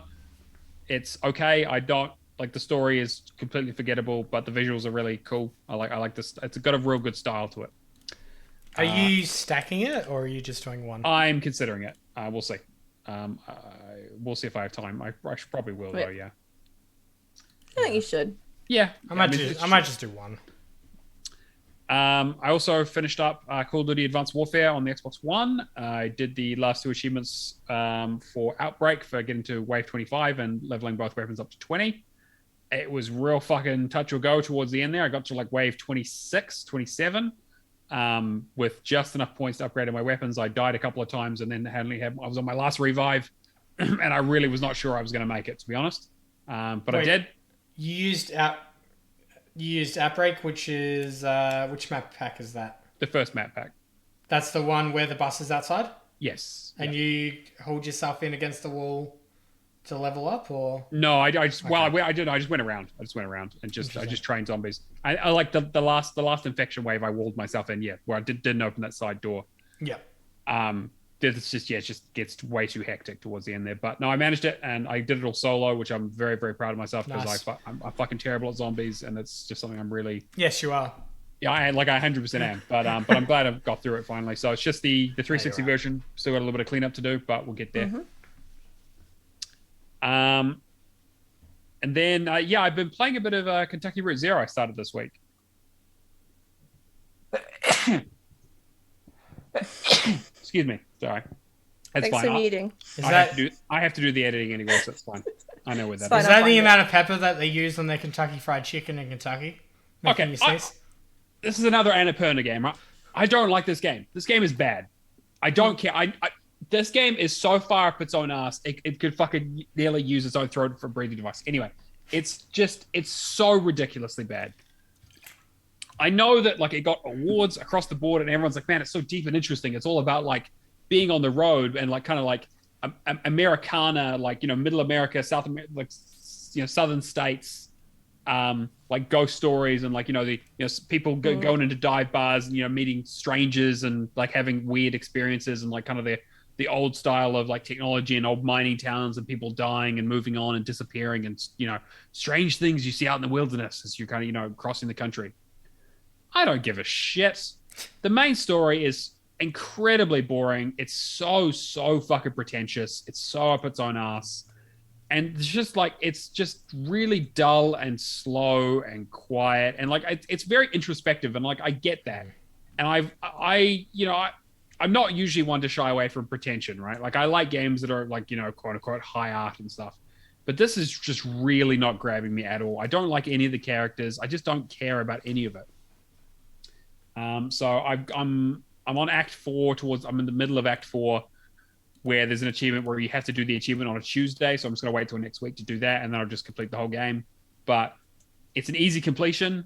There's a walkthrough on TA that's pretty good. There's only one part where I had to restart, which is a bit annoying, but it's not grabbing me at all. And I feel really bad because it got hyped up a lot and I thought this would be exactly my kind of game, but it's not doing it for me. And then, of course, the other thing I've been spending all of my time playing is Elden Ring. So I am 54 hours in. I have beaten the second to last boss. I am at the final area to fight the final boss. Still got I've got one more optional boss that I've been stuck on. That is the inspiration for Song of the Week, because they nerfed the fucking the mimic tier. So it's not nearly as effective anymore, which is, I know it's a cheese build, but I'm using a mage and the final boss is so the optional fight that you have to do is getting to that fight is a pain in the ass. It's in a super hidden area and the boss has basically an unblockable attack where it does 3 combo, a dive, 3 combo, and another dive and a 3 combo with an explosion. There is no way to avoid and block all 3 of those unless you are frame perfect, because you need to dodge the first one, time it perfectly, dodge the second one, and be very lucky not to get hit by the third one. It's almost impossible to have enough health and defense to survive one of those attacks. I have not survived a single one of them. Also, the other bit is that every attack that she does, she regains health when she does it. So she can undo all of your progress with a single combo. It also means that if you're using the Mimic Summon, they can get all their health. She can get all her health back, even attacking them. So I'm struggling with it. It's a 2-phase boss fight as well. So it's insane. It is the hardest boss fight in the game, and it's very much marketed as such. It's very clear that this is like Fume Knight level difficulty. But fuck. So I tried it a bunch today. I spent a few hours trying it. I've gone back and grinded out some souls. I've gone through the rest of the story. I'm going to come back to it as the last thing I do. This is one of the best games I've ever played, though. But that is the experience. Every time I think this game is over and it's done, and I'm like, cool, final area, fucking nope. I was like, cool, okay, got through the castle. Here's the new area. Nope. Okay, is it this place? Nope. There's more here. There's more here. There's more here. It just keeps going, and it's like new stuff all the time. Surprises around every corner. New types of enemies. New spells. New weapons. I don't even know how to describe how good this game is. It balances the amount of open world there is with the amount of stuff you get for exploration, the builds you can make, the number of boss fights you can do, the amount of things you can hey, you get stuck somewhere, just go somewhere else. It's totally fine. Just go exploring. You're like, hey, that looks like there's a spot over there where there might be a cave. I'm just going to wander in there. There is a little bit of recycled assets in terms of you go through the same kind of mine shaft cave style thing a few times, the same kind of underground catacomb, just it's a little bit copy and paste, and there's a lot of repeated bosses with slightly different animations or slightly different damage stuff, but it's a fantastic game. I think that they've absolutely nailed it. It's a perfect blend between everything they've ever done, and I think it's even better than the original Dark Souls, which is one of my favorite games of all time. This 100% lives up to the hype and then some. They just released a patch, like I said. They've nerfed the build that I'm using. They've also boosted some of the magic stuff, but they've also added in there's some extra. We've added some extra quest lines for some of the NPCs, and also there's a brand new NPC we just chucked in there, which is great. A bit annoying for me because I killed one of the NPCs because I thought it was the end of his quest line and I wanted an item that he had. But that is what it is, right? Do you reckon this game will get DLC? That was kind of my next thing. I was like, I don't know. I think it might, because even after you finish the game, I know even after you finish the final boss, like you can still wander around the world, and then like you go to the ending after you beat the boss. So you beat the boss, and then you can, what I'll do is make a save and use backups to get all 3 endings. Yeah. But like they could easily chuck DLC into this. Like there's room on the map. There's space they can do it. Like it's like there's a lot they could do with this as a whole. I don't want to spoil anything about this game. People need to play this game. Like this, like I don't even know how to describe it. I think I say that about Forza Horizon though, and you don't believe me. And then you want me to play Elden Ring? But like Elden Ring is a good game. Like to be fair, like if you don't like the Souls format, this is not going to change your mind. It is the most accessible Souls has ever been. There's a lot more, like it's the open world. You don't get railroaded. You get stuck on a boss. You can go do other stuff. You can grind out a lot more. There's a lot more options. There's a lot more exploration. But it is still it's all about timing. It's punishing. It's it's about like builds and weapons and like what kind of magic and exploring and stuff like this. It's the same. It's Dark Souls 4, which I'm totally okay with. Okay, in terms of like some games getting easier as time goes on, would you recommend somebody that wants to do the entire Dark Souls series as well as Elden Ring start with Dark Souls first then?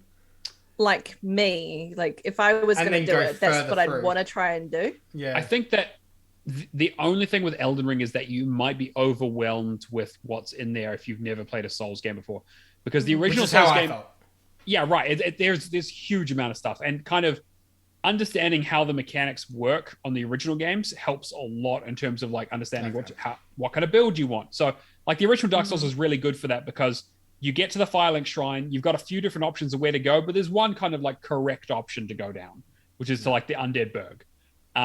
So there's like a kind of like a relatively optimal path, and then it opens up a bit at the second half of the game, whereas this is open from the get-go. It kind of depends what you want. Like if you're happy to explore and learn and just kind of mess around and have a good time, Elden Ring is the one to go for. But if you want to like learn, you want to understand the genre and where it came from, I think the original Dark Souls is still a fantastic game to play. I'm just debating like whether I go back to them first, because I've played like an hour or two of the first Dark Souls. I just got distracted. I think everyone should play the first Dark Souls. I think like it's tough, and like if you can cheese a boss or you can grind levels up, like do it. Like there is no wrong way to play through those games. Okay. That's kind of how I want to do it. If I'm going to go and play Elden Ring, I want to do Dark Souls first. Like I want to do it right. I would say like even just the first Dark Souls is fine. Like 2 is kind of like it's good, but it's not, it's kind of a fella. And 3 is kind of incorporates some of the more Bloodborne stuff. And I really like 3, but it's not. It does more of that open world, and you can kind of see the beginnings of what they did for Elden Ring. But I think that the first one is still an absolutely incredible game, 10 out of 10 in my book as well. But it was my game in the 360 generation, so. Cool. But so that's what I've been playing this week. I'm 2,520. I'm going to try and finish Elden Ring, maybe not tonight, but probably tomorrow. Very nice. Cameron? In terms of what I've been playing, we've already talked about Halo Wars 2. Already talked a little bit about Young Souls. I really wish that had online co-op. It was a great game. It would have been like, it's the same thing with like River City Girls. I wish River City Girls had online co-op. I've heard that the second one will. Yeah. But like Young Souls would have been better with it. Young Souls was the kind of game that I was just like, all right, went to bed at 12, wake up at 4. I can play more Young Souls and smash it out by like 6 a.m. It would have been good if we could have played it together. Like, it makes me wonder. Like, and I guess with the community too, I want to hear back from like, what's your favorite online co-op experiences? Because I think of games like Remnant, which like me and Matt really enjoyed, but I want something a bit more cartoony that isn't just your typical Overcooked, or I want something that's like a story. Something in the middle. Yeah. Or something that's not quite as big as say like It Takes Two, or which is good, but there's just a lot to it. Like Remnant was good to work on week to week, but I wouldn't mind another game like that, but I don't know how you would feel about combat games, Charlotte. like that. Yeah, I'm not sure yet. Like, let me talk to you once I've done the Halo Anniversary, which I think I am starting this week, maybe next week. If you had started Halo as I was doing Halo MCC, you would have been fine. You would have been fine. Well, I'm doing Halo Anniversary, so I will let you know. Okay. I'd be very interested to watch that. Did a little bit of State of Decay 2 with Kruger and Declan. Kruger came into some of my matches and helped me out with some of it. He also smashed out the completion, which is really good. And showed me a few little tips and tricks. And I've played just enough of it now to... You know when you're getting back to like a massive game and you're like, oh, I don't know, I'm not feeling it. And you play it with somebody else and then like 2 hours go by and I'm like, all this makes sense now. It's like I've just had a level of clarity that nobody else could provide. Yeah. So I'm definitely going to be jumping back into State of Decay 2 now. It is fun as... The only issue is he tried to get me and Declan one of the achievements and it didn't work without... He got the host achievement and it didn't unlock for the rest of us, so I'll have to muck around with some stuff. Can you still hear me? Yep. Yeah. My headset just made noise. Cool. Genesis Noah. Noir, yep. Noir. I have no thoughts about this game other than it is pretty and I don't know what the fuck is going on. You know what? I think that's a perfectly okay opinion to have. To be honest, you don't really need to know. I was just like, I use Welsh Hunter's Guide. I'm like, all right, this, like, I love the art style of this game. You know, I left that game and I'm just like, I really want them to be like a spy versus spy game. Yeah, right. Yeah. Because it would work on that aesthetic so well. I love the art of that game so much. I think it's like, I played it when it first came out and obviously I didn't have a guide, so I was just kind of stumbling my way through it. And even the DLC that they've had, like the title update's easy as. Yeah, it's a beautiful game. And I understand a little bit of it in terms of like kind of like what it's representing and that kind of stuff. And you know, it's like it's all about essentially, you know, the Big Bang and mass and anyway, it's but like and like quantum mechanics and all kinds like against shit that's way over my head. Yeah. So like, but I'm glad it got made. I'm glad I got to play it and just kind of experience this weird, you know, Big Bang meets, you know, noir murder mystery. Yeah. But yeah, it was quite an enjoyable experience. The only reason I did it because I thought that and Narita Boy would be leaving Game Pass, and I picked the wrong one. I mean, it's whatever. I'll probably just do the stack of Narita Boy on Xbox that I do have started. I'm not really fussed about doing it twice, but yeah. Also, finishing up Call of Duty Vanguard. I've got like 22 achievements to do, but I'm up to the last 2 levels in the campaign on Veteran. Went through on Zombies first. Zombies is incredibly easy. It's much more polished than Cold War. You've got to get 10,000 kills. You've got to get 2,500 kills with a Pack-a-Punch level 3 weapon, and you've got to get 4 or 5 achievements relating to like the class build. So like freezing the enemy, like whatever that kind of ability is. That progress corresponds with multiplayer. Multiplayer achievements get to level 55, which is technically level 56 for stage 1. Get a base weapon up to level 70 now, which is fucking nuts. Just got it in like at probably like level 50, 51. And then there was another one. Getting an operator level 20, which is fine. You can do that. Pick your operator and zombies, carry it over. And then I just played Ship House map 24/7. Just because I wanted one map to know the layout of. Right. Multiplayer is fucking broken.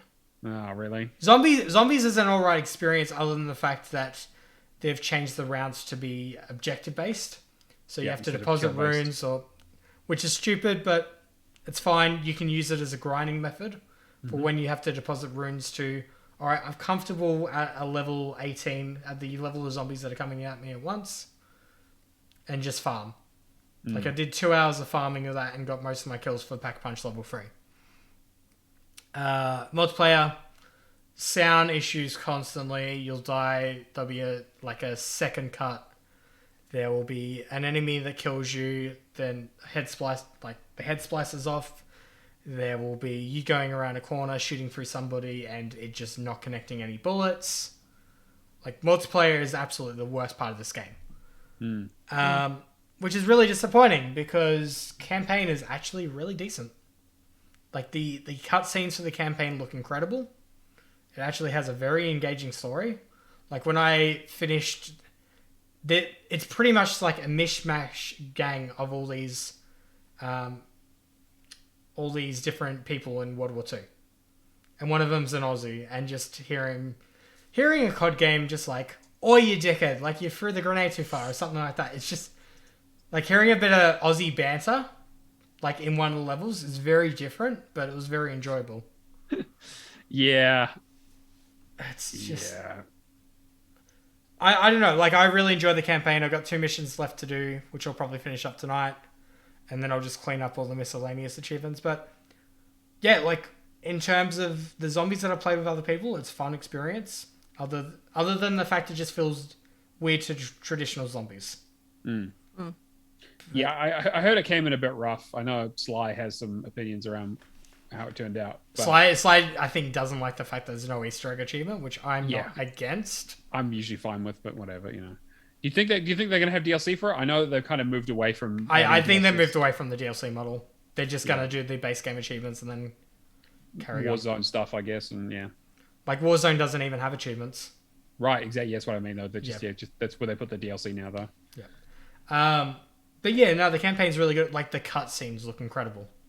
Like, yeah, I saw a couple of shots from it and I was like, wow, what the hell is this? And someone's like, oh, it's Call of Duty Vanguard. I'm like, I thought the game was bad. Like, I thought it came in like real rough. And it's like, yeah, the multiplayer. But... I was so confused for the longest time too, because the Nazi in it, I'm trying to think what his name is, but he's Dominic.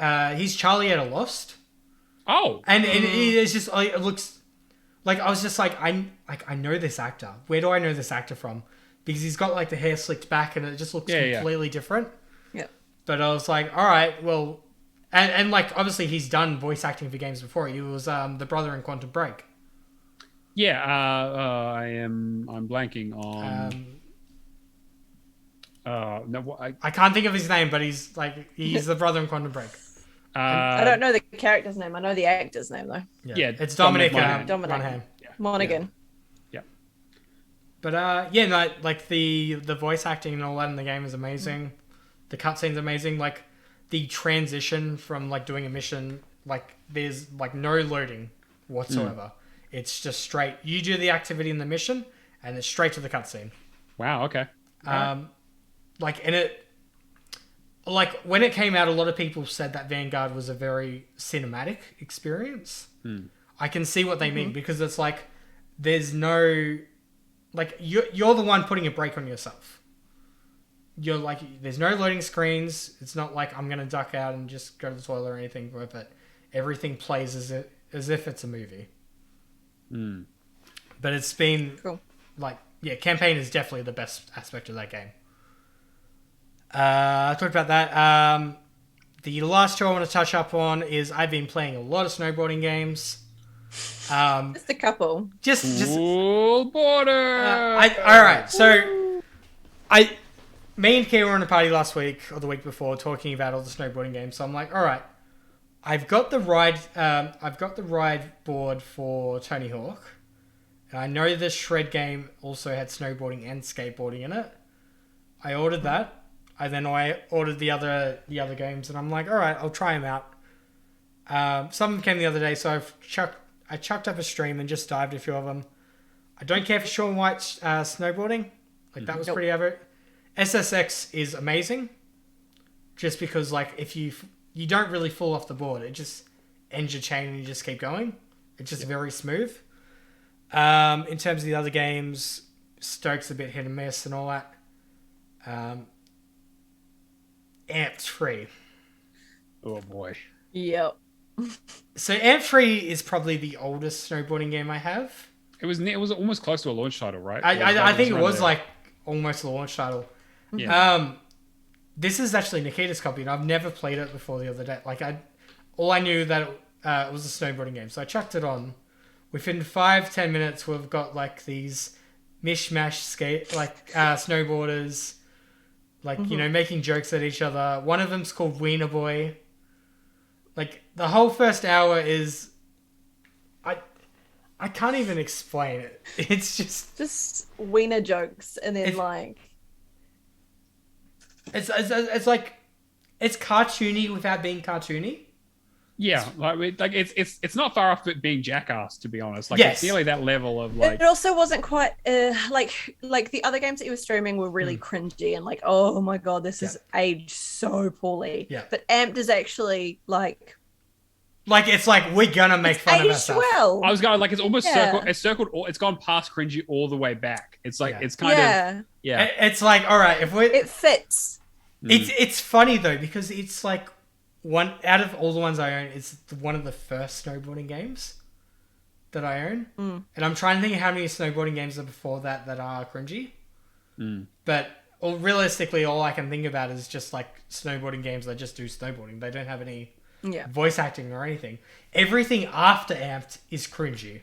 So is and the humor's not right. Like Amped had just the right level of humor. Like Steep is cringy to a level as well, but Steep is nowhere near like some of these other ones, and it's cringy, but in that sense of like I'm wearing a rabbit suit kind of thing, which is what Amped is doing. Like I'm wearing a wiener dog suit. Yeah. I'm putting toy infomercials in my snowboarding demos. Like it's crazy, but it's fucking funny. The only disappointing thing about it is the gameplay's not there. No. But I mean, it's early for Xbox 360, so it could be forgiven. You're watching it for like the cutscenes alone. Yeah. But yeah, so I did a snowboarding games. I also want to touch base on the Shred game. Connecting that peripheral to an Xbox 360 is a fucking nightmare. I can't say I'm surprised. All right, so I left. We were probably all in a party the other day. I left for like probably a good 20, 30 minutes to try and connect this to the 360. I had to get two so it has 4 AA batteries. I had to get 2 dead batteries and swap them out with 2 full batteries to get this to connect. I had to... You'll notice my room's a lot cleaner than what it usually is. Like I got everything stacked neatly, whatever. I usually have a few Xbox Series Xboxes and all that there. I had to make a tower about this high in line with the Xbox 360 and then stand like because it has audio listeners, this isn't going to be great, but all right, so how this board works is on either side it has a sensor, yeah? So that's how it's detecting your movement. So there's a sensor on either side like that. You put it down, it's meant to just connect to the console like that, and then you're meant to stand on a diagonal away from the sensors. So you'll do that, you'll wait, it'll tell you, oh, we've got an issue. This isn't connecting. This isn't connecting. God. You'll try it again. This isn't connecting. This isn't connecting. You'll then look up guides on the internet where people will say like, oh, it only worked, and like I had to get 2 dead batteries out of the bin and swap it over. I had to balance it like a meter in the air. I had to make sure everybody else was outside of my house. I was going to say, this sounds like, I had to sacrifice my newborn child. I had to wear a tinfoil hat. Yeah, exactly. Unbelievable. Like, was it worth it? It was fun. Like, you think of games that like Connect games and all that, you get like a little bit of a workout from. Like, I did Xbox Fitness back in the day. I wasn't worried about the achievements then. That was actually just for the exercise. This, like, I probably played, 20 minutes, 30 minutes on stream, and I was starting to work up a little bit of a sweat. But, like, once you start getting the hang of it, like, I've never skateboarded in my life, but this was actually pretty fun. Like, it's very on rails on terms of, like, what you're playing on screen. Because it's essentially, like, lean to the left if you want to go to the left down the left track. It's not a full control over the map situation. You're getting hit. What's the go? Yeah, so I'm being attacked by a fly or something. I don't know what it was. I just got dive bombed. Sorry. Dive bombed you. But yeah, no, it was quite enjoyable. It wasn't anywhere as enjoyable as Amped 3, and the story, but I mean it was pretty damn good. And it's the right level of cringe, but this time you have Tony Hawk and other skateboarders delivering it, so you know it's great. I remember when Ride first came out, and it was when the Kinect was first shown, and they were like, one of the things they showed in the Kinect demo was like, oh yeah, you can like scan a skateboard into it, and it'll be in the game. You know, back when it was called Project Natal. Yeah. And then like straight afterwards, Tony Hawk came out with this fucking board, and was like, hey guys, we've got this skateboard peripheral that everyone's gonna love, right? And it was just like, it was so embarrassing because obviously they just had no idea. And then Penny Arcade did a comic where they were talking about, it's like, yeah, everyone's loving the ride board. Okay, now everyone get on your tracksuits and drink out of this punch bowl. I feel so weird about it because there's so many like old peripherals I obviously have a nostalgia for that I love. But then you've got stuff like Rock Band where, you know it put companies like Mad Catz went out of business. Yeah. Over originally. Yeah. And it's like, I really want the day and age of like these weird 360 peripherals to come back.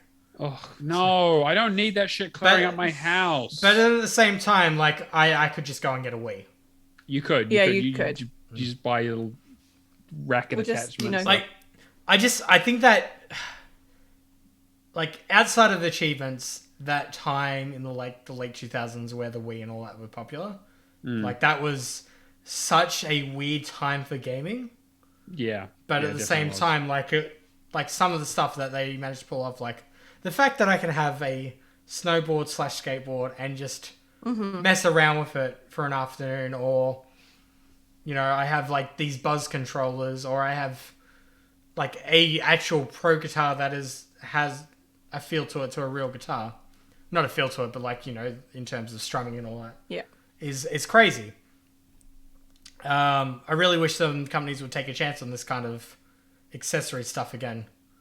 Whatever you need to tell yourself to justify your hoarding, mate, we're all here for you. I mean, like, my Switch can do that. Like, I don't really need accessories. Cameron thought this was episode 31 of the Hall of Gamers podcast, but it was actually an intervention. We've come to talk to you about the fact that you have 5 Guitar Hero sets and... you think I have 5? And you were almost going to spend how much money and travel hours to go and get a full set? All right, because it was the drum kit. That was a really good steal. For them, maybe. No. It wasn't because I'm missing that entire kit. I need that entire kit. I mean, look. I've been looking for the Guitar Hero World Tour drum kit just so I can do the damn tutorials for years now for smash hits or whatever it is, but. Just, sometimes you just got to let it go. Or drive 4 hours across country and go pick it up. One or the other. Yeah. I got 4 hours there, 4 hours back. It's nothing, right? Legit. The amount of times that I decided, all right, well, somebody in Melbourne is selling something, I'm going to make this a day trip. And then visit a whole bunch of stores. And like the last time I went, I spent $300 and I got like what? A band in a box set. Where I need to fix the drum kit, but everything else and it worked beautifully. 2 Xbox 360s, 2 Dance Dance Revolution mats that I've been looking for God knows how long, and then a stack of like 20 to 30 games. I thought that was a steal. At the same time, I get Krispy Kreme donuts. Oh, see, now the truth comes out. That's fair. Any reason to go somewhere to get Taco Bell and Krispy Kreme donuts? Oh god, actually, that sounds good. That sounds really good. I know what I'm doing for dinner tomorrow. All right, anything else? Shredders, which I streamed a little bit of today, which has cringe in it as well. Like, oh my god, the dialogue! Holy fuck! It's not as bad as some of the other games, but it is still pretty bad. Yeah. Essentially about 2 snowboarders called Shreddergeddon. Meeting all these cool snowboarders and stuff, doing all these gnarly tricks. It was pretty good up until the end where it just got way too difficult. Like you're having to do 1240 in terms of the spin or 540 rodeo, and it's just way too much. Just way too much. But in terms of the achievements, it looks pretty doable. Like essentially it's like a complete mission. Do a whole bunch of tricks and that. Like it doesn't seem like it's going to be a bad completion whatsoever. But yeah, so that was that one. The last game I want to talk about is Little Misfortune. Yes, the Naked Hamster one. The Naked Hamster game. Yep. This is quite honestly the best baby game I've ever played. Yeah. Like I'm only calling it a baby game because it is under 2 hours. It's short. It is a short experience, but it is one of those experiences that nothing feels overstayed. The humor in it is amazing. We had the conversation last week about the screenshot button on the controllers, yeah? Yeah. Mm-hmm. Yep. That night, I think I used that screenshot button at least 10 to 15 times on a 2-hour title because of the humor in this game. There was cows pooing on other cows. There was naked hamsters dancing. There was jokes where Paul died doing what he loved, eating poo. Like, just humor like that. It's incredible. But, like, the first hour of the game is, like, incredibly, like, just fucking funny. Like, it's just that side, like, you gotta hold your sides because it's that entertaining. Right. And then the last hour is just, like, it just settles down. Alright, we've all watched BoJack Horseman here, yeah? This series starts to being a... Excuse me. The series starts as being funny with, like, dramatic elements. And then slowly as the season progresses, it becomes a total fucking, like, crying, you know, everything is miserable. It becomes an existential nightmare. Yeah, 100%. Existential nightmare with a little bit of comedy. Yeah, so very dark humor, yeah. This is a perfect comparison to it. I really want to talk about the story, but then I feel like it's going to give away spoilers, so I really can't do it. You need, like, whenever this game goes on sale next, you need to play it. You need to buy it. You need to play it. I can understand why it's one of Nikita's favorite games. It just throws so many things at you. The art style is amazing. I really am interested to see what they do next. But yeah, it has a lot of heart, and like when you finish playing it, I'll tell you a story after because I can't tell the story without spoiling the ending. But it does connect on me to another level about something that happened in my teenage years. So yeah, I can't really say more than that. Like this is I'm really conflicted about doing a spoiler cast for a 2-hour game. But it is such a might be a bit much, but sure. We'll definitely talk about it. It's on my list to play. I might chuck it. I might move it up the list a little bit. Yeah. It's definitely an experience. And even like when I was talking to Mike about it, Mike's never played it before, but she knows the story. And it's like, fucking, yeah. Anyway, highly recommend you just go out and play a little Misfortune now. But 5,180 for the week. If you know where you can get a Rock Band 4 set, let me know. Cool, thanks. All right. Thanks. Okay, bye. Charlotte, do you want to go through our leaderboard? Yes, I can. Let me just bring it up. So, currently sitting in third place for the week, we have Red047 sitting at 6,905. In second place, we have Jimbot UK on 8,168. And in the first place position, we have Mad Eye Pad Eye with 9,451. All right. Doing well. I mean, that's some high points there, actually, especially for a single week. Yeah. You're actually getting pretty far up there as well, Charlotte. Currently sitting at 8th. So, but I was what, 4th place last week? Yeah. No, it's consistently showing us up. I mean, like the goal for me every week is to be in the top 10. Yeah, that's fair. I think that's probably well. My goal previously was to at least be in the in 15, like right in the middle of the pack. And now I'm like, oh, actually, maybe I should try a little harder. Maybe I should try for that top spot. You know. Well, no, you don't want to play actual trash if you can avoid it. But it's literally because I'm going through all my backlog and like cleaning up a whole bunch of stuff that I haven't like. Once I start getting into the longer games, like once I start getting into Ori, Plague Tale, that kind of stuff, it's going to take me a lot longer. Sure. Well, you know, it's a marathon, not a sprint, right? Do we have any questions this week? We have 2. All right. So we have one from Isaac. Where was it? Yes. So he had a question. Where did he put it? Sorry. He put it in the email, didn't he? And I haven't checked it. I think it's in the email. Yes. Okay, yeah. All right, give me 2 seconds. That's right. That's fine. We can go to Simone's first. It is a little bit difficult for audio listeners, but if you are part of our Discord, we actually had a photo go up. No. It broke. And a poll. It broke. It broke, unfortunately. Okay. The poll broke, but we can still discuss the question. So Simone in the Xbox cast posted a picture and said, "Hey Charlotte, I need another female opinion on this character."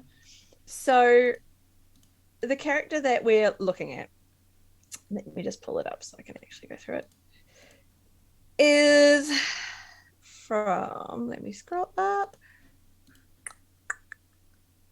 It's Jack. It's Jack from the new Final Fantasy Strangers of Paradise game, which I believe is another Souls-like game or close to it. So I need to put that on the list. And we're discussing whether he was attractive or not. For those who don't know, this is very personal opinion. As a very straight man, I do find it a little bit difficult to determine whether a male is attractive or not. But I think this guy is okay. He's definitely not ugly. He's got like his hair could use some work, and he's got kind of a resting bitch face. To be fair though, the trailer of him when it came out was him screaming about how he needs to kill chaos or whatever it is. And then everyone just started making like Limp Bizkit memes and Eminem memes. Oh, okay. No, I can see that now. Right? Yeah. Like he looks like he's my from the issue early is 2000s. the hair color. I think it's the hair color that just doesn't do it for me. It's that blonde. It doesn't work. Yeah, no, it but really it's like a dirty blonde. It's not even like a good blonde. Yeah, but it could just be the picture that we're looking at, because I feel like maybe if I see a different line... if this was his Tinder profile, it would be a swipe left. It would be a swipe I'd go left. It would be a left. No, yeah, it would be. Yeah, left. that's a left for me. I mean, he doesn't have a dog in the picture. He's not holding up a fish. Like, how do I know whether I need? How do I know that I need to swipe right on this person? He's not like in a group of friends. You can't work out which one he actually is. He's not wearing sunglasses and no shirt for no real particular reason. Look, he's wearing a button-up shirt though. He's wearing a shirt. Is. Oh wait, no. Is it a button-up shirt, or I thought it was a V-neck? Oh no, it is button-up. It's a button-up. No, it is button-up. You're right. Yeah. So he gets points for that. He has arms though. He's like one of those guys who poses with their guns in the Tinder profile. You're like, I don't know if I need that in my life.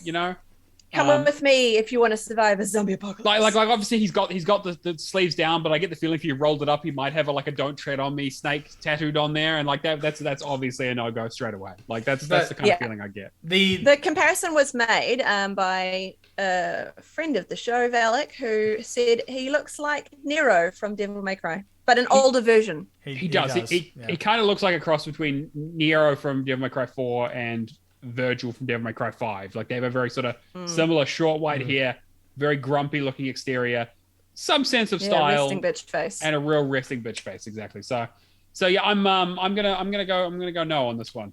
Kyle also said he's no Henry Cavill, but he is a dreamer. 8.5 out of 10 needs more beef.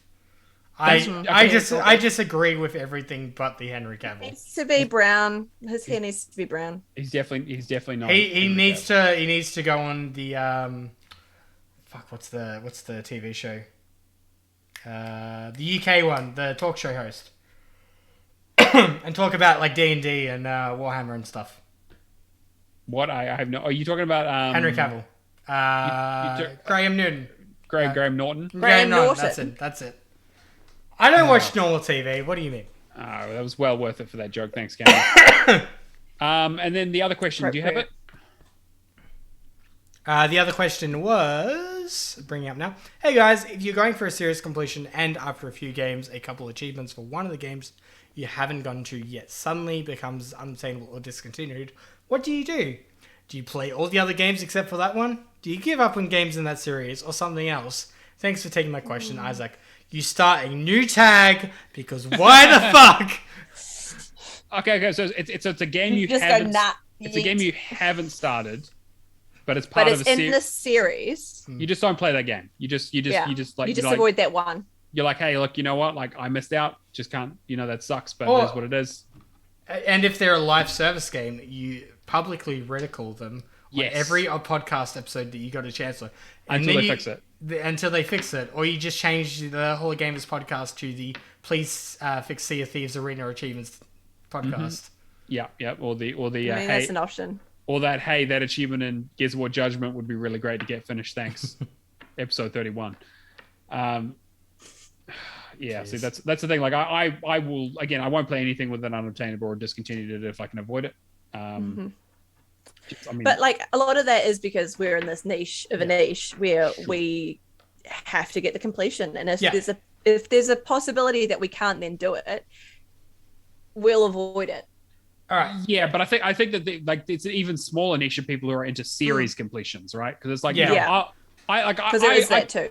I keep an eye on it, and I'm always like interested. I'm like, for example, I have the Dark Souls series completion because I was like, I love all those games, and like, it wasn't me going for the series completion, but I was like, I just wanted to play through them again because I love those games. So like, I keep an eye out for it, but it's never like a priority. And I know that Cameron obviously has been focusing on it a fair amount over the last couple of years. Yeah.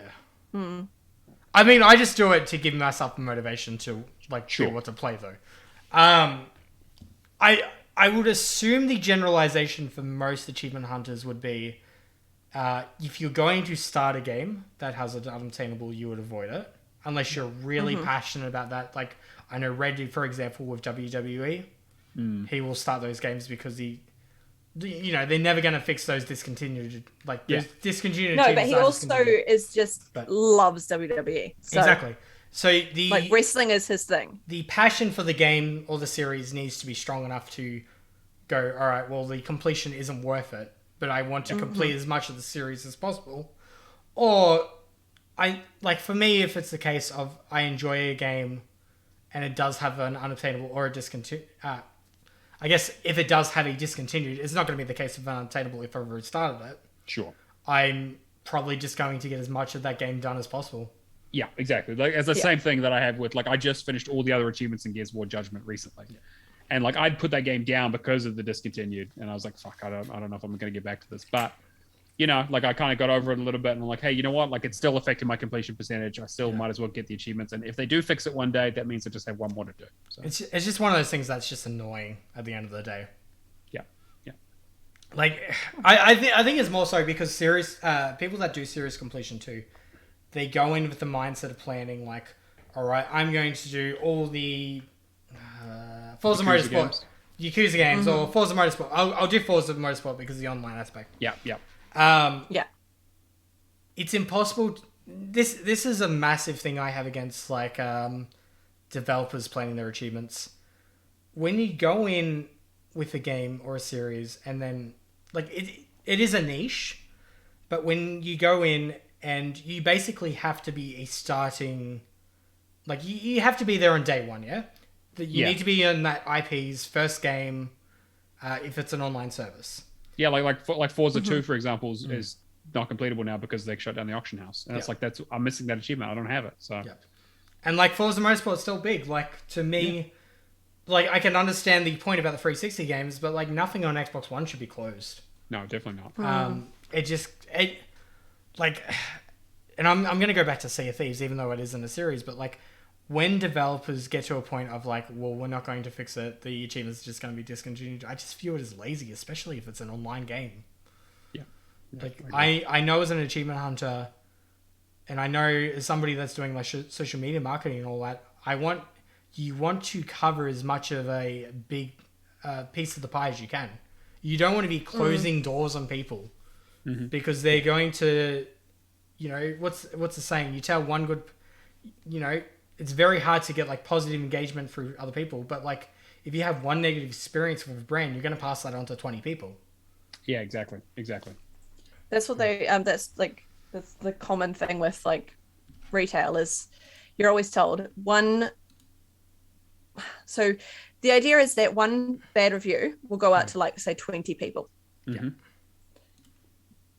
Otherwise, if you have one good review, that one person will say 3. Yeah. That tends to happen more often than not. Sure. Bad news travels much faster than good news. Yeah. So you kind of want to make sure that you're in that good news. Yeah, exactly. Or at least as the least amount of bad news possible, as it was. Because there's always going to be minimize it as much as possible. Yeah. Yeah, one-on-one. I'm trying to think of any other examples, but like, I mean, you got games like Kingdom Hearts, in terms of serious pollution. You know you're gonna be safe for that kind of stuff. Yeah, so like that's why I'm doing my big quest to get all my online stuff done this year. Like I've got it down to like a page and a little bit left of achievements, and most of those are in like 5 or 6 big games and like 1 or 2 here and there. Just so like I can sit here and go, okay, they may shut down service for stuff, but I don't know. I can now do stuff in my own time until they shut it all down. In which case, fuck it. But worry about that when we get there. Problem I have with it too is like it doesn't correspond with how I like the game. Like you could be like Charlotte, you could just start one game at a time and complete the game and then move on, and then run the risk of like a game that you're just starting has a discontinued achievement because of a patch or something like that. Yeah. But at the same time, like that's not how I like the game. I like to have several different games on the go at one time. I want to, maybe tonight I feel like snowboarding. Maybe tomorrow I feel like playing Call of Duty. Maybe, 3 days from now I decide to bust out the Rock Band kit and, play some songs. Like it's just that, like worrying about discontinues doesn't correspond with how I like the game. It's still annoying.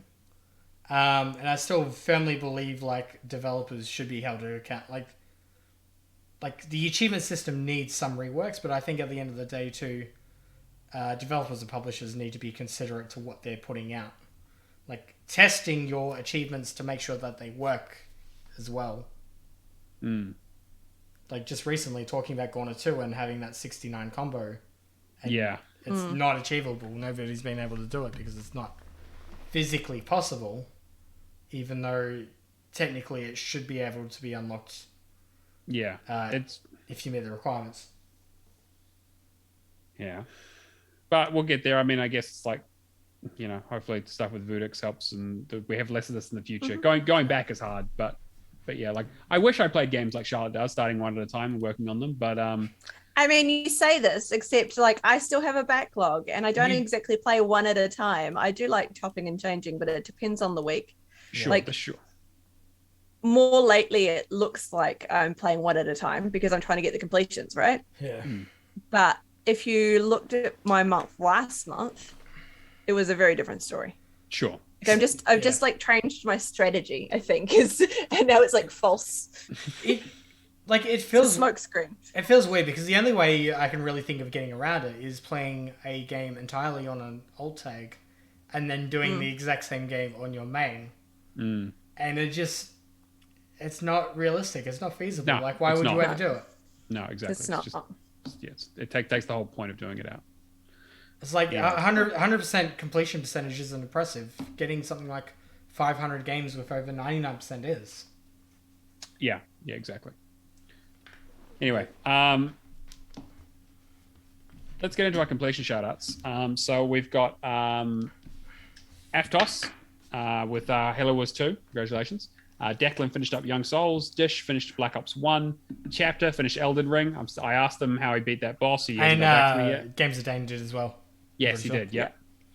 Keo finished up Vanguard. Chaos Phoenix finished up the Phoenix Wright trilogy. How fitting. Yep, right. Baron finished up Tycho. Mark B finished up Toro. And Rapture finished up Fogs, Nier Automata, and a bunch of baby games. Good job. All right. And just before we close out the show, I'm going to just shout out the word challenge. So last week, Valak won right before we went live. So I didn't have time to come up with a new one, but I have a new game. And the new clue is that it's a 360 game. So good luck. That's not helpful at all. There's going to be a lot of random guessing. I'll try and narrow it down a little bit, but I'm being a little bit nicer this week than last week. Good luck to everyone. But if you get it, I'll be fucking impressed. You want to talk about our patrons, Cameron? Yep, all right. Starting off for the Patreons, we'll shout out Firehawk, Mad Lefty, G Spaceman, Admiral Awesome, Odrin, Keo, Moogle356, or Heavy Moogle, sorry, Kung Fu Skills, Hawkeye Barry, Hack and Pone, Cavaliero7, Old Mate Clown, Mark B, and McLovin Legend. Thank you for supporting the show. We really couldn't do it without you because I am a poor broke man. It's true. We literally could not do the show without all your help. Like, it helps pay for equipment, for software, for prizes, for all the kind of stuff that we need to be able to keep the lights on. So yeah, thank you so much, everyone. Yep. Quickly, just touching base on the exact same thing as last week, we also introduced the new tier that does have merch come out every 3 months. That costs $20 US a month. Really helps support the show. You get LCA as content. When I can get access to Resident Evil 2. Yeah, it's fun. We're just waiting on it. Shard and I have watched it, so if you want to yell at anyone, it's Cameron's fault. It's my fault. Yeah. Usually it boomerangs, yeah? It's true. It's true. It goes around. It's true. It's one of the 3 of us that hasn't watched it yet. As well as the entries into the Patreon draw and the special champs Patreon role in the Discord. Talking about the Patreon draw is a special event that we do where the community... I pick 4 games that I think are very interesting that I am aware are not coming to Game Pass in the near future. As far as you know. As far as I know. As far as you know, yeah. It hasn't happened yet. We've got a good track record.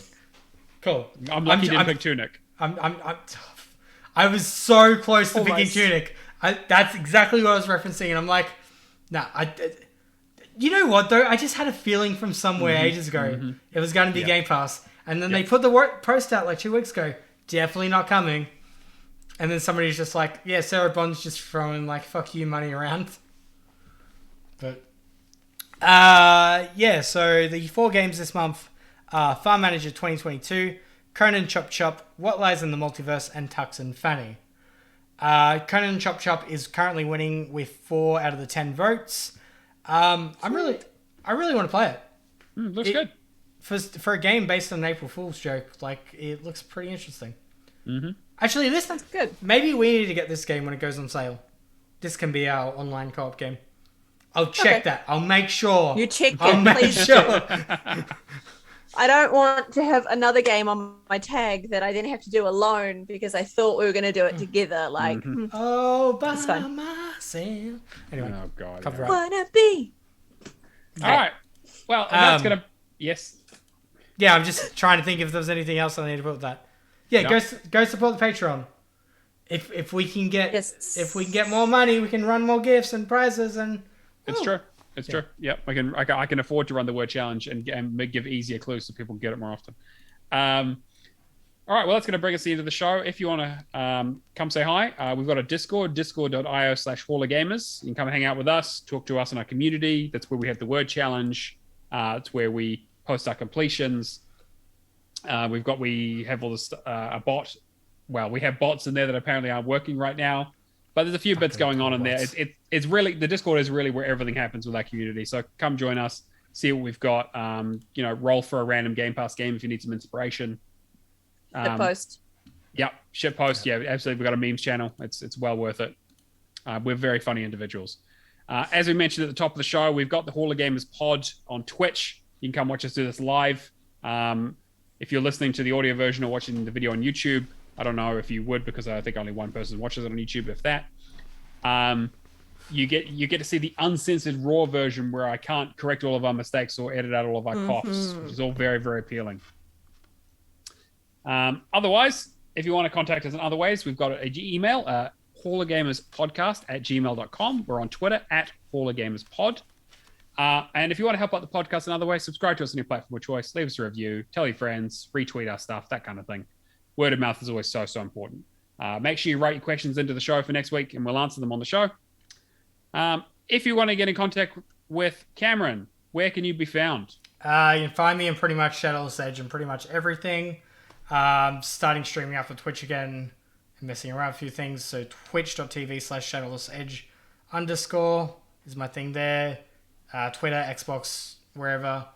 And just telling good dad jokes. Like, when does a joke become a dad joke? When it becomes apparent. Bingo. I know, right? For someone who's never had a child, I just, it's slightly worrying. Charlotte, where can people find you if for some reason you want to be found? I don't mind being found this week, actually. Oh, okay. Yeah. All right. Yeah, it's fine. If people want to find me, they can find me. On Twitch, I am Charmandosaurus_Rex.